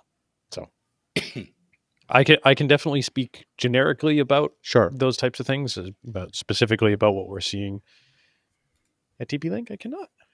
But yeah, but it's also weird. Like, and I said this about one of our other customers, that after being a pen tester for close to 20 years, how often do you get to ever talk to somebody about who your customers are? Very rare. The answer's never. Yeah. And in my 2 years at Finite State, two of the customers that I have worked with we get to say we work with them. Mhm. And in fact, Really? they've been the one that has said so. Yeah. They allowed that. They're the ones that put it in the press release. What I'd like to think is And happening. they did get our permission first because mutual NDA, that Yeah. type of stuff. Right, So, Well, what I'd like to think is happening is that companies are realizing that security is weighing into the purchasing Yeah. decisions. oh heck yeah, Yeah. Right. I think that's something that's not talked about enough. That's definitely happening, and therefore to combat that, like one of two things are happening. I think you can probably, I'm going to group them into two different categories. One is like the TP Links, Netgear, I put in that because they've got a great Sure. bug bounty program, right? And other companies are like, we're getting better at security. We're doing things. We have bug bounty programs. We have, disclosure policies. We're, trying to do all the right things. And then there's other companies that are doing a lot of hand waving. Yep. And a lot of like shenanigans and marketing, and not really improving their security. Mhm. It's just a public relations campaign for them without any actionability or responsibility or accountability behind it. and And sometimes that's taking us steps back. Yeah, and sometimes I would argue that it may even be just a whole lot of hand waving or just a little bit of hand waving, and that hand waving may just be to ignore the problem altogether or the question altogether. And Or down- yeah, I mean, and they put one line on their website. Yeah, we have a secure product, and that's the entirety of their security Yeah. program is saying that they have a secure product. And then when asked, like, have you had a pen test done? No response. Type of thing. Or just downplaying vulnerabilities. Yep. Downplaying the severity, the impact of vulnerabilities is something that we run into quite a bit. Yep. I'll be nice. I won't name names, but it certainly happens. Mhm. Case in point from tonight, like Zyxel vulnerability. Did they downplay that? Did they issue a patch? They didn't issue a patch. Okay, but it's for an end of life product, right? Correct. Yeah, there are companies out there that will issue a patch for something that is not supported for something that is being part of a botnet or being attacked. And as an example, Microsoft. There are companies that may or may not issue CVEs for things that are clearly vulnerabilities. Yep. Zyxel did that once, and they did not issue a CVE. And that was for a vulnerability that Eclipsium researchers found. Interesting. Yeah. And they said, well, we removed that feature. And so in all future versions after this version of firmware, that vulnerability doesn't exist because that particular software component, we've removed it. And therefore, we're not going to issue a CVE. I'm like, but you have devices there in the field that exists, aren't upgraded. Yeah. devices and firmware of a certain version contain that software and it has a vulnerability. Therefore, it should have a CVE. Right. And so, but thank God, we've got CISA and the FBI that are warning us that cyber actors are using buffer overflow vulnerabilities to compromise software. I mean, I don't know where we would be without CISA and the FBI releasing these advisories telling us that buffer overflows are bad and they're being used by threat actors and that we should fix them. Right. So in case you didn't get the memo, I picture this memo being read by, what's his name in Office Space? The boss. I can't think of his name. But the boss in Office Space with the tie and the suspenders, holding the coffee mug. I'm going to have to ask you to come in on Saturday. He's like, yeah, if you could just go ahead and, right. So this is how I read it. So I'm going to mix. Lumberg. What is his name? Lumberg. Lumberg says, yeah, if you could just go ahead and, where feasible, eliminate this class of defect by developing new software using memory-safe languages, using secure by design methods, and implementing best practices supplied in this alert. It's basically what CISA and the FBI released in my story number 20. That'd be swell. That'd be great. Thanks. So, in case you missed the memo, if you make software, CISA and the FBI say you shouldn't have any buffer overflows. If you could just make those go away, it'd be great. Thanks. Yeah, Captain Obvious has weighed in. So as if we didn't know that buffer overflows were a thing. Yeah, I think this is just. Well, I think think I don't know what. I'll be honest. So I don't know what this. I'm trying to find a positive. The intent, I think, was right here. The way they went about doing this announcement was arguably crap, because it really what this is, it's a press release about a thing that they released. Do you want to see it? Here it is. Yeah. Here it is right here. Here it is right here. Eliminating buffer over... What? Oh, yeah. So if you look at that first link, so CISA and the Federal Bureau of Investigation released a secure by design alert, eliminating buffer overflow vulnerabilities as part of their cooperative secure by design. Well, that's a whole other thing. That's a whole. You can click that link too. Yeah, you click that link, and well, here we're trying to help developers and organizations learn about buffer overflows so that they can make better coding practices, so that they can implement secure by design practices. This is the article.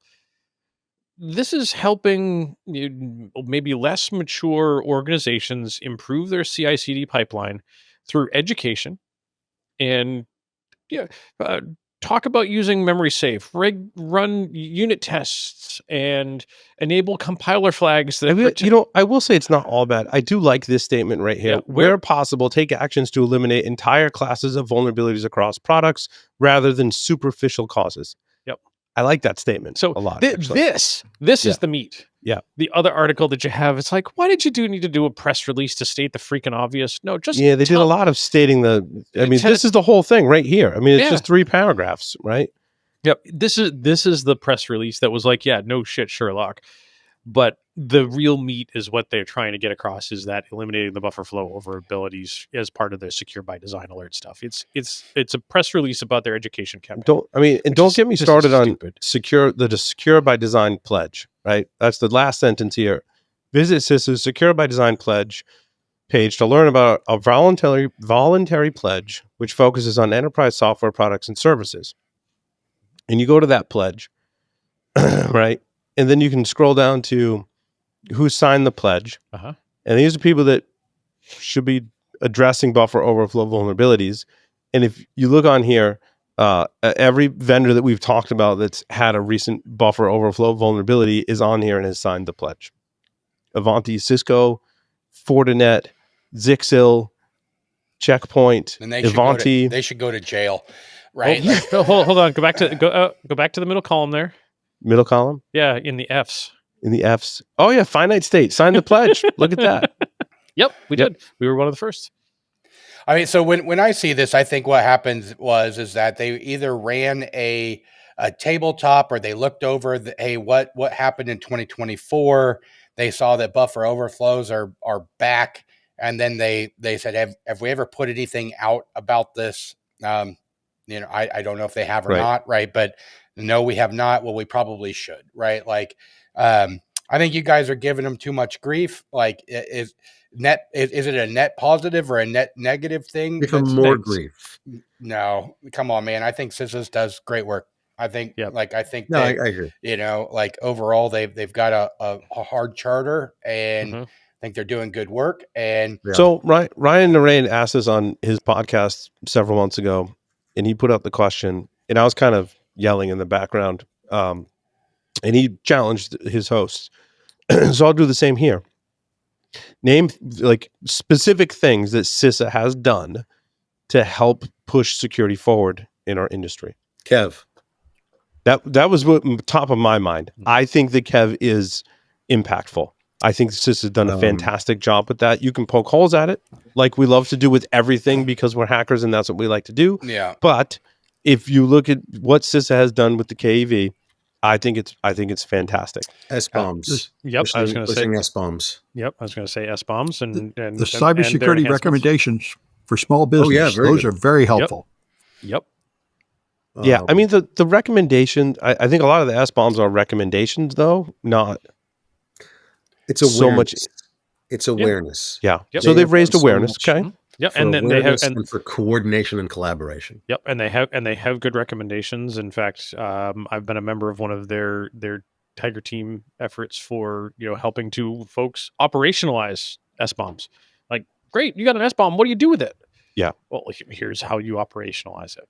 And they also provide cyber hygiene services, and quite honestly, they provide a lot of guidance that would be considered CISO, like Chief Information Security Officer for companies that may not have one. I feel like they're doing they're doing free vulnerability scans for a lot of. That's the other thing I was thinking of. Free vulnerability scanning services. Yep. Yeah. I like that too.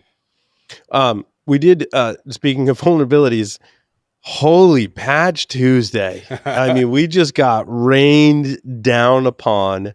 AMD, Intel, Microsoft, Fortinet, and Ivanti pretty much on Tuesday, yesterday of this week, have released several vulnerabilities. I mean, there's several patches, or they release several vulnerabilities, advisories, okay, and associated patches. Yep. Thank you, Larry. Yeah. Sorry, I had to be the Jeff Pendantic. Right. Yes. Mixing my words up. Vernacular is important. Yeah. So, I mean, well over 100 in total across all 5 different vendors. The AMD one. So, I mean, we'll just start with AMD. The one that I like is the one that was disclosed by Quarks Labs. I thought there was 2 vulnerabilities. It's my story number 10.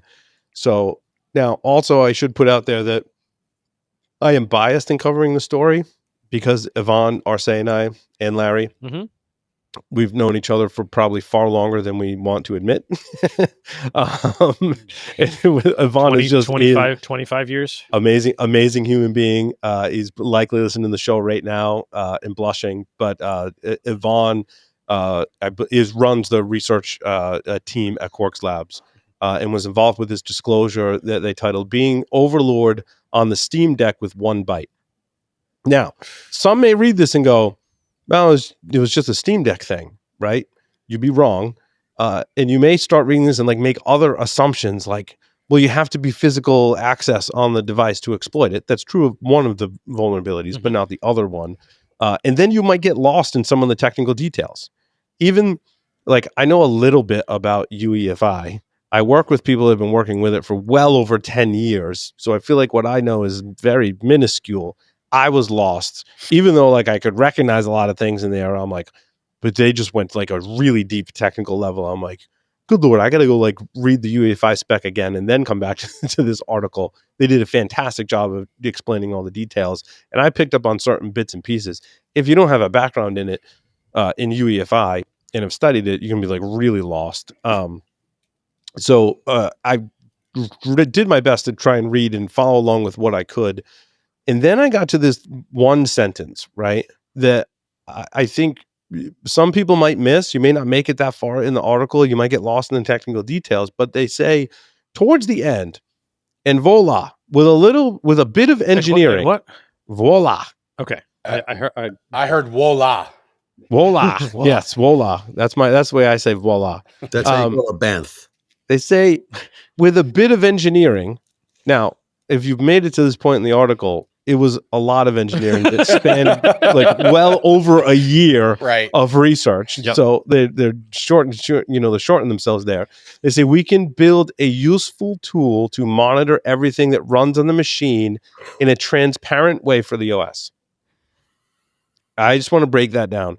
What that means is you exploit this vulnerability, you gain a level of privilege outside of the operating system that you can monitor everything that happens, and you will be hard pressed to detect this in most environments. So a Steam Deck is like a handheld game system, right? Yeah. So they call it. So Steam. Yeah. Thank you, Bill. So Steam Deck is a handheld gaming device, but it runs an AMD Zen 2 or something processor. And what does it run for an operating system? It runs a version of their customized Arch Linux. I was going to say, I'm so glad you asked that, Larry, because I get to talk about Arch Linux on the show now. I want to say that I've seen. I run Arch, by the way. I want to say I've seen something about Steam Decks running Windows too. So they run Proton, which is an abstraction layer that allows them to run Windows games that are designed for Windows. Got it. So Steam Deck, the company, is a huge contributor to Proton for this device, so they can run Linux as their core and run Windows-based games. That's got amazing technology. Cool. Yeah, it's really cool. But the vulnerabilities are applicable to UEFI and AMD processors, regardless of Steam Deck or not, which is the first realization. The other one is like what you're able to do as an attacker, basically like lets you pwn a system, and you're hard pressed to find them, and gives you such high level of privilege. Yep. You can look at everything that's going on, right? in the way that they did that was really awesome. They drew on previous research. SMM backdoor is one of the public and open source backdoors that were targeted at UEFI systems. So they're like, why reinvent the wheel? We'll just use that. Basically, you can read all of the memory on the system, including protected regions that are set aside for UEFI, such as SMRAM. ThreatLocker implements a least privilege approach to cybersecurity, blocking every executable unless specifically authorized by your team. This methodology mitigates ransomware, supply chain attacks, and zero-day exploits, and ensures protection for your organization 24 hours a day, 7 days a week. To learn more about how ThreatLocker can help prevent known and unknown threats in your digital environment, safeguard your data and operations from threat actors, and align your organization with respected compliance frameworks, visit securityweekly.com/ThreatLocker. So I want to extract something. Is this attack limited to the Steam Deck? Is there specific hardware in the Steam Deck that would be targeted, or is this a larger problem? It's a larger problem. Yeah, it's any AMD running this particular UEFI code, which doesn't need to be a Steam Deck. They just happen to I think they picked up a Steam Deck in 2023. That's how long they've been doing this research. Right. Voila. Yeah. It is like it's just magic, right? But it's, hours and hours and hours of work, well over a year of security research. So great stuff. Definitely go read the article. As I've said before, if you want to understand UEFI, Zeno Kova at Open Security Training, OST2, has a great course on UEFI. It's what I use to help familiarize myself with it. So we want to do that first and then go read the article. So speaking of Arch Linux, Paul, have you heard about PDFs? This blew my freaking mind. We can segue to that. Oh my God. We're still going to cover Intel, Microsoft, Fortinet, and Ivanti. Okay. Well, we only got 36 minutes, so... You're the boss, man. Take it where you're going to go. Oh, man. So, just really quick. So, Intel had some security updates. One of the ones I'm doing some of this research at work, looking at BMCs, open BMCs, the open source implementation for baseboard management controllers. Intel has like a fork of it. There's vulnerabilities that were associated in that, as well as other UEFI vulnerabilities, as well as vulnerabilities in some other Intel products. I think it was 37 in total from Intel. Microsoft had 30 or 40 something things that they patched. One of them was actually related to UEFI, was also found by Quarks Labs, but not related to the AMD one. But we have no details on that. It's CVE 2025 21194. Curious to see when we get some details on that one. Fortinet, FortiGuard PCert, FortiGuard.com/PCert might be one of the best websites that a vendor has for looking at advisories. I just want to show you it really quick. They give you a whole interface that lets you sort and filter their advisories by product, by severity, by date, by component. It is absolutely fantastic. Like, hats off to them. I love using this tool. So the one that they published, I think it was this one, FGIR 24535. So if you've got FortiOS or FortiProxy, you definitely want to take a look at this one. Yeah, and you want to pay real close attention to the IP address IOCs that they provide. If you scroll down a little bit, right there. Oh yeah, right. Yeah. So we see this again. Yeah, this is not new. We've seen this in previous ones. Yeah. So make sure that you read. If you're an administrator and you have this, don't block those. Right, like that. Those might be important in your network. Right. So there's a. I'm not sure why they still do that, because this one's recent. Oh no, this one is from January 14th. They updated it. And that's why it shows up. I don't know what the update was. Wait. Scroll back to those so it says IOCs. That those IPs were used in IP parameters and are not the actual source IP address of the attack traffic. Yeah.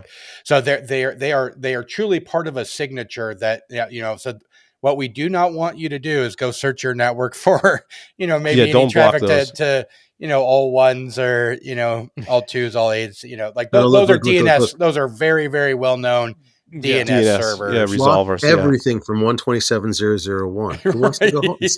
So on February 11th, at that point, just go home, right? Yeah, just go home. So they added CVE 2025-24472 to this advisory.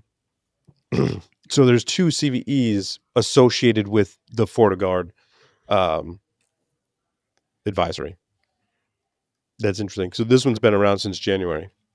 Because I do remember this is the one that had those IP addresses that Bill's talking about in it. So, yeah. So, Paul. Yeah. Speaking of Arch Linux, have you heard about PDFs? Dude, I just tried it. That's terrifying. So you can run Linux inside of a PDF. Tell me how this works. I didn't actually read this one. So there's go ahead. PDF supports JavaScript. So if you can write JavaScript, you can run that JavaScript within a PDF. Fuck.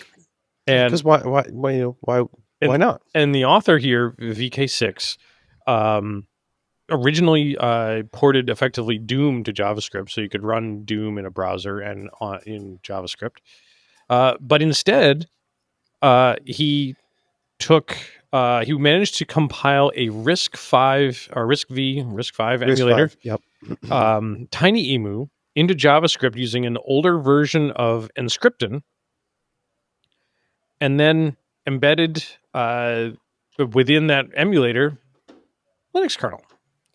That is ridiculous. And created a virtual input so that you can type on screen with a built-in on-screen keyboard, or you can type into one of the text boxes, which then gets passed to the Linux subsystem and Linux in your PDF.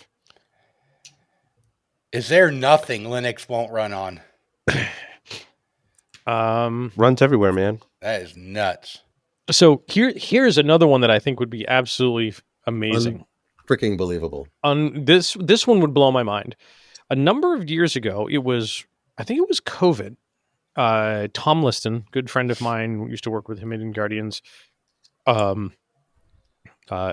the inventor of the La Brea tar pit, worked for the HoneyNet project. We talked about that a couple weeks ago. Yeah, someone had a similar project. He would do ListonCon. So he would invite a small number of his select friends to his home and would put on a security conference.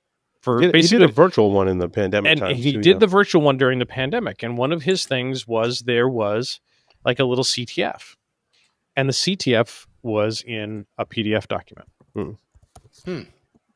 And the PDF document, you actually went and you modified the PDF document by answering questions within the PDF document, typing in answers and all this type of stuff. And after you were done typing stuff into the PDF document, you were required to run an MD5 hash of the PDF. And every time the hash was the same. That's awesome. So every time you made a change to the document, he forced an MD5 hash collision. Huh. Now I'd like to see a Linux subsystem that every time you do changes into the Linux system in your PDF, that it continues to do MD5. Oh. Two great tastes that taste great together, right? Yeah. So now the question is, what becomes the utility of this? I mean, there's no networking stack, so trying to do some exploitation would be hard. But what other things could you do with Linux running in a PDF as an attack surface? I don't know the answer to that. Yeah, I don't know the answer to that either, right? So, I would imagine, and maybe someone here knows, better than I, but when that PDF is opened, whether that be in your browser or whatever, you're certainly running in a sandbox environment, right? Like, so, I'm not sure if there's really any. I'm sure that somebody will take this and take it to the next level, but right now I just imagine it's because, hey, we can. Right? Like, but that's how these things happen, though. Is no one's ever broken out of a Java sandbox before. Yeah. But that's what we do. We build on things, right? Someone creates a proof of concept. Someone builds upon it. to be clear, we get bored, break shit, and build on things. Yeah. Yep. Yeah. And then someone doesn't merge the pull requests, and the GPLO display only still detects air tags and doesn't Oops. import anybody's work that does tile. Bill. Oh, what? Hi. We need to have we need to have a meeting, Bill. Yeah. Okay. Let's have a meeting. We need to merge all our code together. Yeah, we do. We need to get back to that. In any case, yeah. I'll take the action item to get us together to work on that.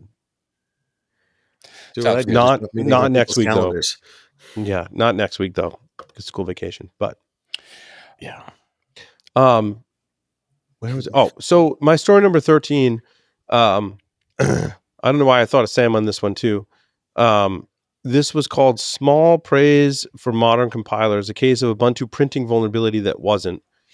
Yeah. I'm still trying to figure out this IPP over USB. This is like one of those weird printing protocol hacks or extension. I call it a hack because it's like you read the description, you're like, what? All I can say, Paul, is after you're done PPing over USB, you should probably clean it up. Yes. So if IPP over USB, You the just buy one specification off defines. eBay. That's right. Yeah. Specification defines how printers that are available over USB can only still support network printing via IPP. I'm still trying to understand that what that sentence means. What does that mean? I bet there's a video on Pornhub about that. Could be. I'm sure there's a category for everything, but Yep. It comes down to IPP USB XD, which is the package, and then they analyze the vulnerability. And so fast forward to the end, what they figured out was that yes, they could cause a buffer overflow, but the crash was a detected condition because the compiler feature called Fortify Source, which replaces common error-prone functions with safer versions automatically, saved it. So also static analysis via -W, string OP-overflow, and strong mitigation via Fortify Source saved the day. So while had the vulnerability, the compiler actually, vulnerability is still in the code, but when you compile it, the resulting compiled code, the binary is not vulnerable. So the compiler saved the day. That's pretty fast. I'm like, oh, that's awesome. That's awesome. We need to do more of that.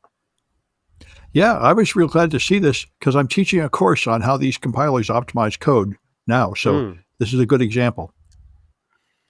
I mean, it doesn't mean we should be sloppy when we write code.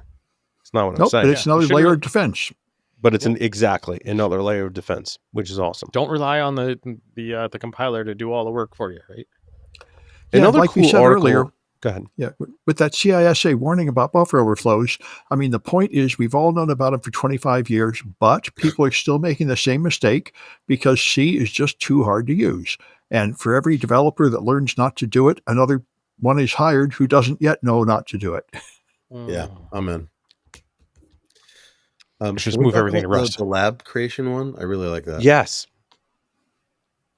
Have you guys heard of Ludus? I hadn't until this article, right? Dude, so it's built on Proxmox. Yeah. So just a little backstory. I dabbled in this arena a little bit with some technical segments a few years ago where I was creating a vulnerable on purpose lab environment to test stuff. Yep.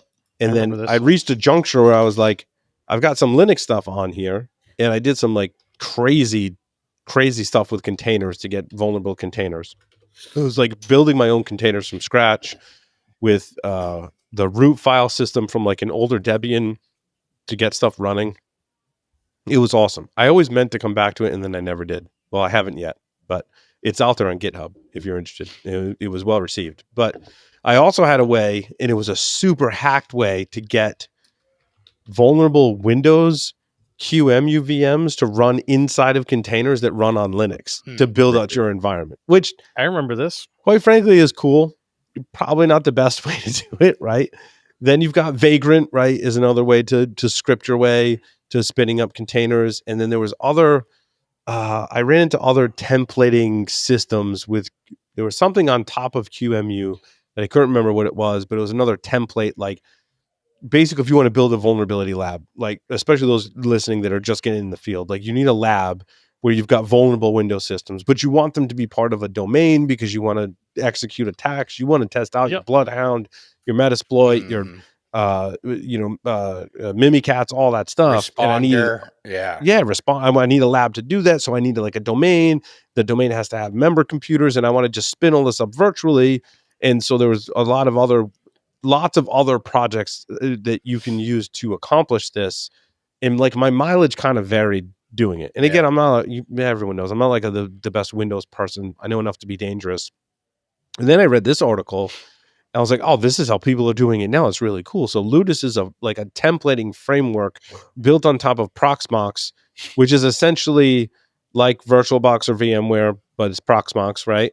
That lets you template out a lab environment and spin it all up. So this tutorial takes you through getting some hardware, putting Debian on it, using the GitHub repository from Ludus to spin that up, using another GitHub repository from Bad Sector Labs, who I recognize because I've covered some of the research on the show before. They've got a bunch of Ludus scripts that essentially allow you to spin up an entire Active Directory domain and a bunch of targets. But also you want in your lab environment not just targets, but you need systems to launch attacks from, but you also want systems that do monitoring so you can detect your own attacks or prove that you can get around some of the monitoring, right? So there's like a lot that goes into spinning up they sometimes called a cyber range, right? This is like basically your own cyber range. They've got Wazoo, whatever. Yeah, Wazoo. Yep. Wazoo pre-built. Yes. That's friggin' awesome. Mm-hmm. Yeah, this was incredible. Like this kind of comes through my feed every, probably a couple times a year, maybe like, hey, here's how you build a lab. This was the first one that I was like, this is very well solid. Solid. And Paul, the way that you ended when you're like, it's a cyber range in a box is exactly right. Like, and quite honestly, just looking through this looks like an afternoon's worth of work, right? That would be extremely beneficial. Yes. And just looking at it, they're running it on he's just running it on a small B-Link NUC. Yeah. But so Intel doesn't make NUCs anymore. Yeah. When I did the research, I was like, B-Link makes that's the awesome NUCs, and I see people recommending the B-Links all the time now. Me too. This B-Link, I just looked it up. It was like $400. Yeah. It's perfect. Yeah. But I mean, like, it doesn't have to be on that hardware, right? Like, if you've got some decent, you've already got a box that's decent hardware. This is perfectly doable on that too. I got a lot of extra hardware kicking around here in the studio. Just saying. It's awesome. That was good stuff. I mean, I love it. And I had never heard of Goad before either. Yeah, isn't that cool? What is Goad? Game of Active Directory. Yeah. Game of Active Directory, yep. What is I did see a reference to that, but I didn't dig into it spins up an entire business network of multiple servers and workstations. And then you have to figure out privileges and permissions and security groups and such. Like, it's just very cool. Allows you to build a whole Active Directory environment. Yeah. So there's the hardware. That's the B-Link. And then it talks about Ludus, and I was like, what is that? I'm like, that's cool. And then you install Debian. I'm like, okay, cool. Like, I'm all right with Debian, especially in this particular use case.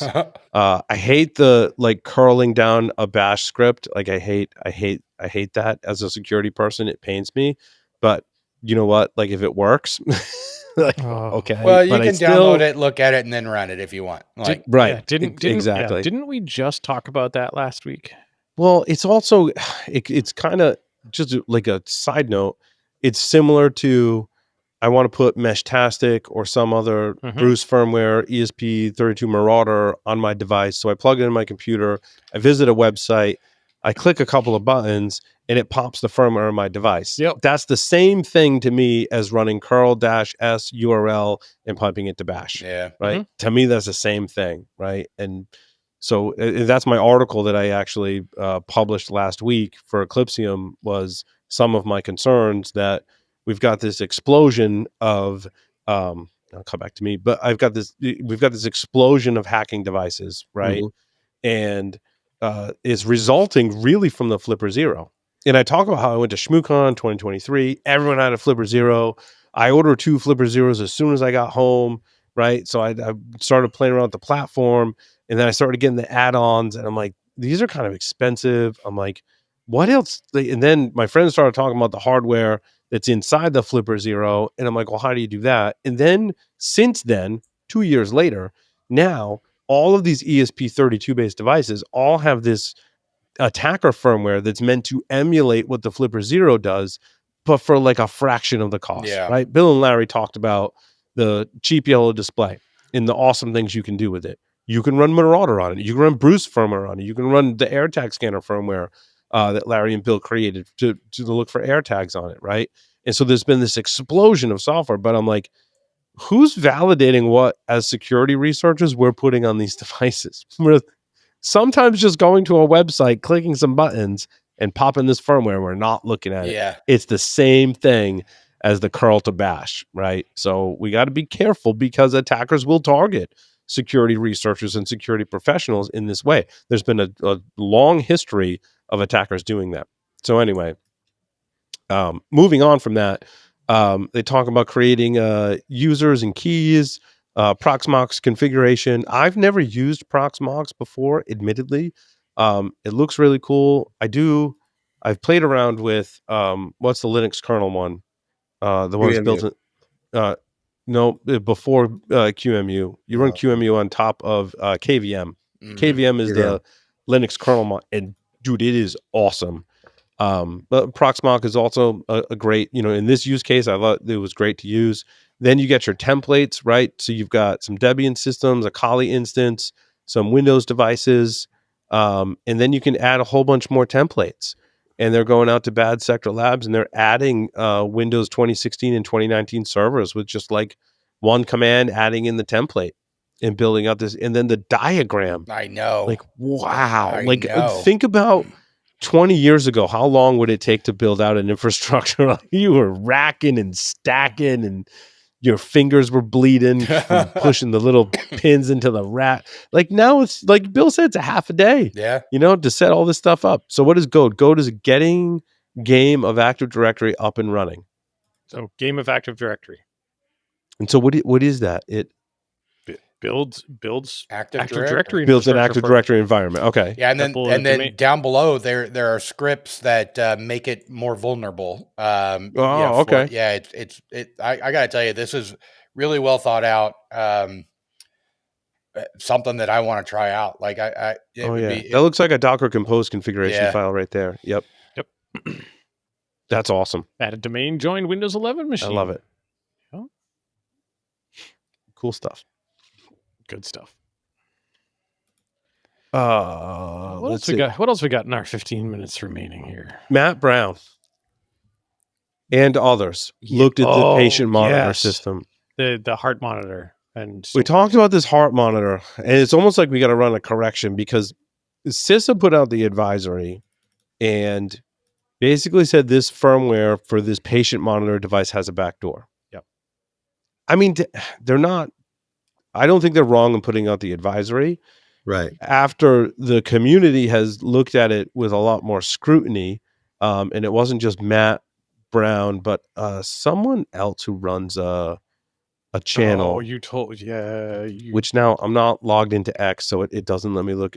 It's so stupid. I can't see the full thread unless I'm logged into X, which is super annoying. And so now I don't know who the other person is who runs a channel similar to Matt Brown. I'll see if I can dig it up. Yeah, that we should give him a shout out. And I think there was one other person, Clarity. If you know the company Clarity, they do OT security. Yep. Clarity also put out a blog post, and basically all the researchers, Matt Brown, Clarity, and the other guy who we're going to give a shout out to, came to the same conclusion. They're like, this wasn't a hidden backdoor.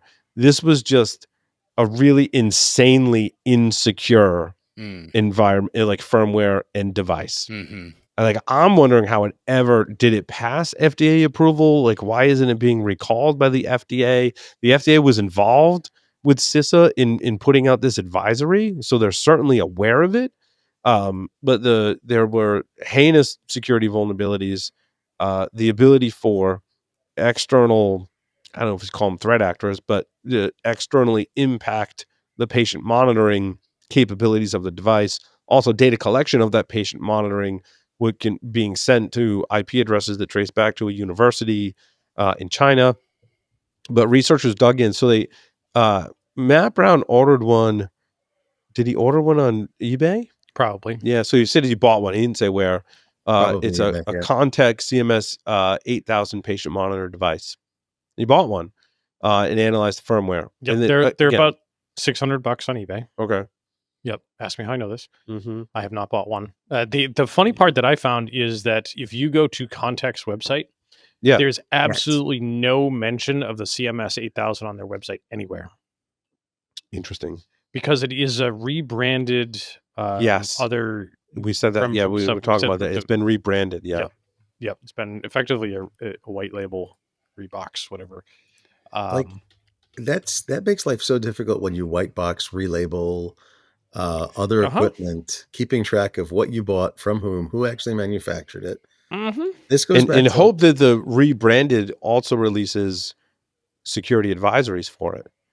I believe it's in my feeds this to actually happen. So I believe it's Fortinet. We talked about releasing security advisories. I want to say RuggedCom was bought by someone else. RuggedCom made OT, like switches, routers kind of thing. But RuggedCom got bought by Siemens. Mm-hmm. And I want to say since then, Siemens did a licensing or did some agreement with Fortinet so that RuggedCom devices are under the hood, essentially Fortinet, but maybe with my guess is different power supplies and kind of external enclosure items that make it more industrial, so it can go into a environment where there might be great temperature fluctuations, humidity fluctuations, right?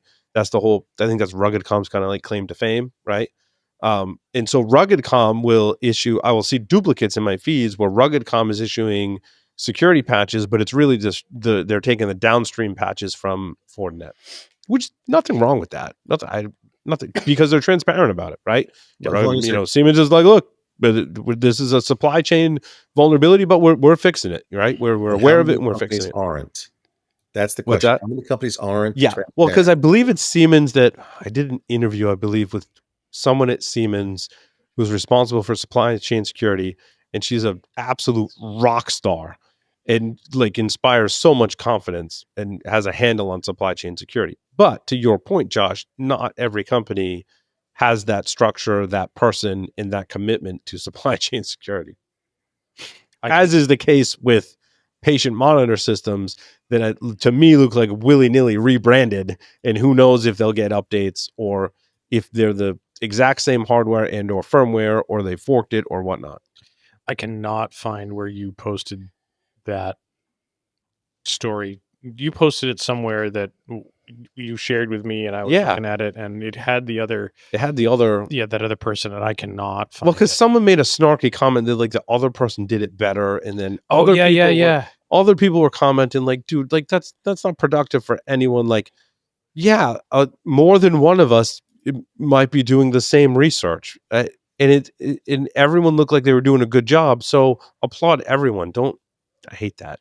Mm-hmm. Hate that. Yeah. And I remember you saying that because so-and-so did it better. And because it was on, he was streaming. That other person was actively streaming when we were talking. You know where it was? In a Google chat. Google Meet chat. Google Meet chat. And that's where it died. Yesterday. Yes, and it goes away. And that's where it died. Yep. Because he was live streaming hacking the device as we were on the call. We were talking, he was live stream hacking the device. Yep. In any case, which we need to do. If you want to see us live stream hacking devices, hit us up on our socials, and so then we can take those and like show them to people. Like, hey, look, people want us to see us doing this. Yeah, so let's make it happen. I know. I would love to do that. I know there's a bunch of people that I got like 2 Ziploc bags of LoRa gear that I need to put together. I'd love to do that on air because I'm killing 2 birds with one stone. I'm getting my projects done. Yep. I'm learning, and everyone tuning in is hopefully learning something too. So there you go. Yep. So yeah, to this particular monitor, and now that the community is actually stepping up and buying some of these things, I wonder though, because CISA is like, oh, there's a backdoor in this, and well, one, I think it was, as you said, just kind of horribly configured, meaning that by default the device has an IP address in it to retrieve firmware updates. And that was because when I was seeing the initial, like some of the initial disclosures, like, oh, when you go to configure the device to go get firmware updates, there's already an IP address plugged in. What you're supposed to be doing is you're supposed to be putting the IP address of your server where you are hosting the updates. I think this is the documentation stated all that. Yes. But by default, we don't read instructions, right? So what happens is you get to that screen, you go, oh, there's an already IP address there. Click, click, click, click. Yep, accept. Yep, right. And that was going and getting updates from the manufacturer in China. That's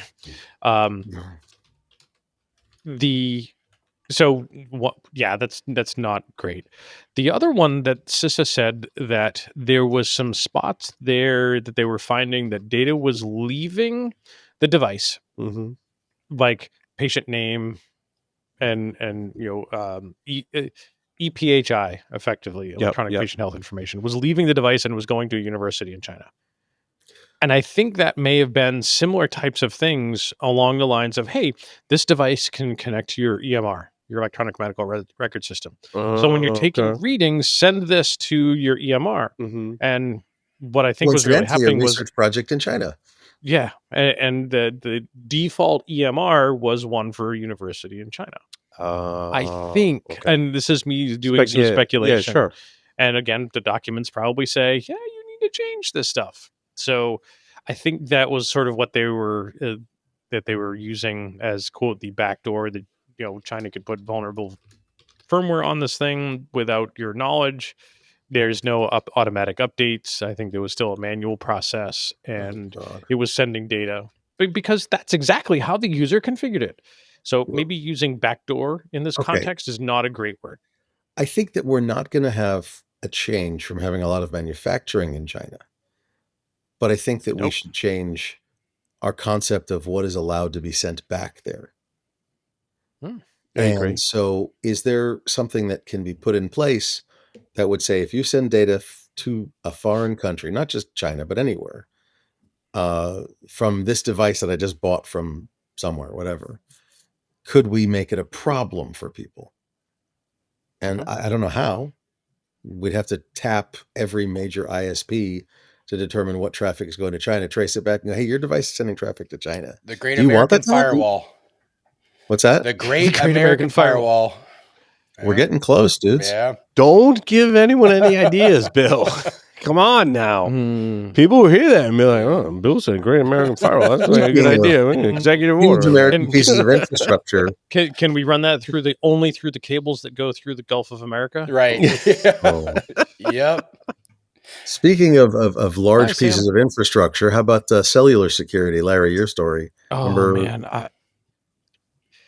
It's been a little bit. This was a carryover from last week because there wasn't a lot of stories that I had. But we just did. We did a little short came out about this and all this type of stuff.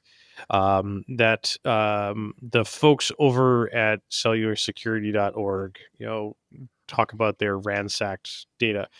And that they found 119 vulnerabilities in the LTE 5G core infrastructure, with persistent denial of cell service to an entire metropolitan area, compromised remote access, and all the way down to cellular core. Every one of the greater than 100 vulnerabilities below can be used to persistently disrupt all cellular communications, phone calls, messaging, and data at a citywide level.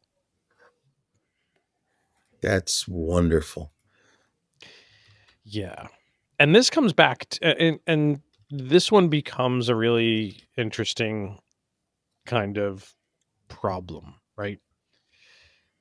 In that this was some of the stuff that we talked about a couple weeks ago, and why we don't talk about cellular hacking in the SANS wireless class. Great. Go hack cellular wireless all you want. I mean, it's illegal here in the United States, from my understanding, to do so. But go do it all you want. As a consumer, whether you be enterprise or with rehashing this conversation as a consumer, what can I do to fix the problem? Yeah. I have a project. I have a project for you, Larry. Yeah. What is that? FCC, close your ears. But apparently, there's some. This is only discussion. It's not a thought crime yet. Yeah. So and don't write that down. I have not acquired 2 of these devices and know of the GitHub where you put firmware on these 4G Verizon branded. What do you call those? Microcell, the cell, the femtocell, things. Yeah. And there's some kind of hackery in the firmware that they're doing to make an IMSI catcher. So my friend Bob has 2 of those. You've heard about it in the GitHub link to do that, and it's on the list. Interesting. I'm trying to get the 2 things that are in bags over there running. That's some LoRa gear. One's a Heltec V3. The other one is a T. It's not a T-beam. T-beam. Thank you. It's a T-beam. And I 3D printed cases for them and have it. I just gotta put them all together and put firmware on them. So make a great live streaming event where we could do that. Yep. Just saying.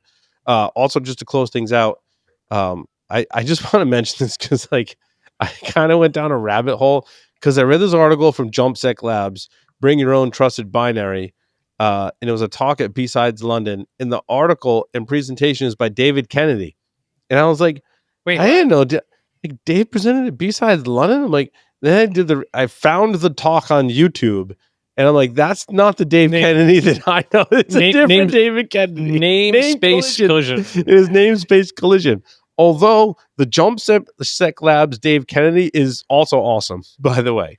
I mean, not as awesome as my friend Dave, because he's my friend Dave. But this Dave Kennedy, the other doppelganger Dave Kennedy, which looks nothing like Dave Kennedy that we know, did a great presentation about tunneling traffic, using Cloudflare, bypassing EDR, CrowdStrike, using the pre-installed SSH client on Windows, solid research and a solid article on creating a C2 using that stuff. Yeah, it's pretty awesome stuff. All right, I got to go send this to Dave Mayer and to Adam Compton. Crompton. Yes, not Compton. Compton. That's almost namespace. I mean, yeah. So there's Adam Compton and Adam Crompton. And Adam Crompton and Dave Mayer should probably see this because I know before they left in Guardians, we were talking about this from the copy paste stuff a couple weeks ago. They were actually leveraging. Crompton's the one with the beard.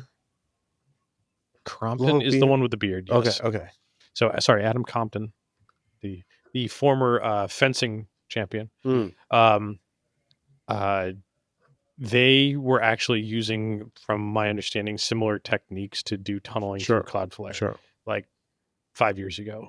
So interesting. Yeah, I'm not saying this is. I'm not I'm not a judge whether this is new or not. I just saw it. This looks pretty cool. The point being is that maybe this is a great evolution of what they're doing. Evolution, and I don't think they ever really talked. We all build upon.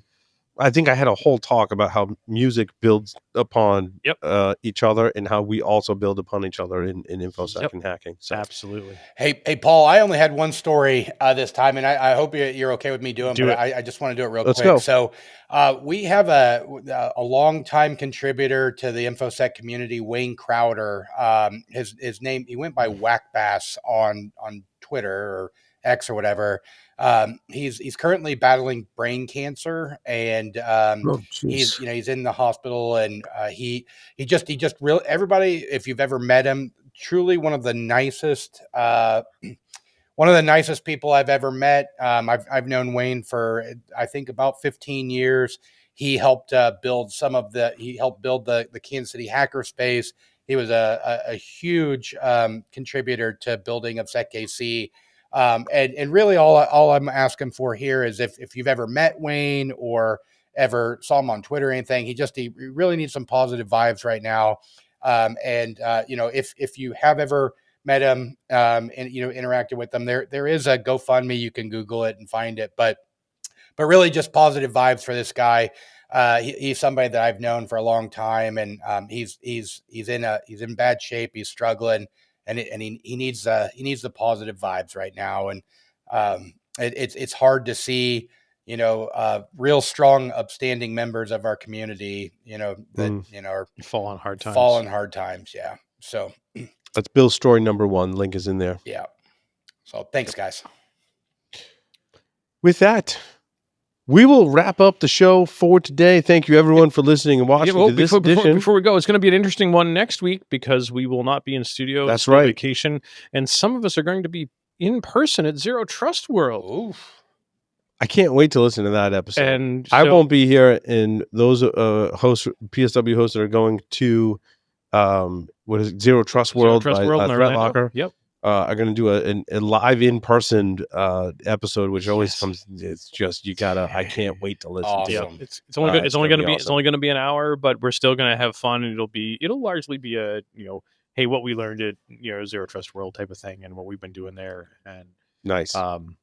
But so it'll be fun regardless. And it's going to be all sorts of shenanigans because you put 4 of us in a room together. That's right. We're all going to be in person. Oh God. Yeah. Oh God. Oh God. Oh God. Exactly. Well, thanks everyone for listening and watching. Larry, take us out. Over and out of here.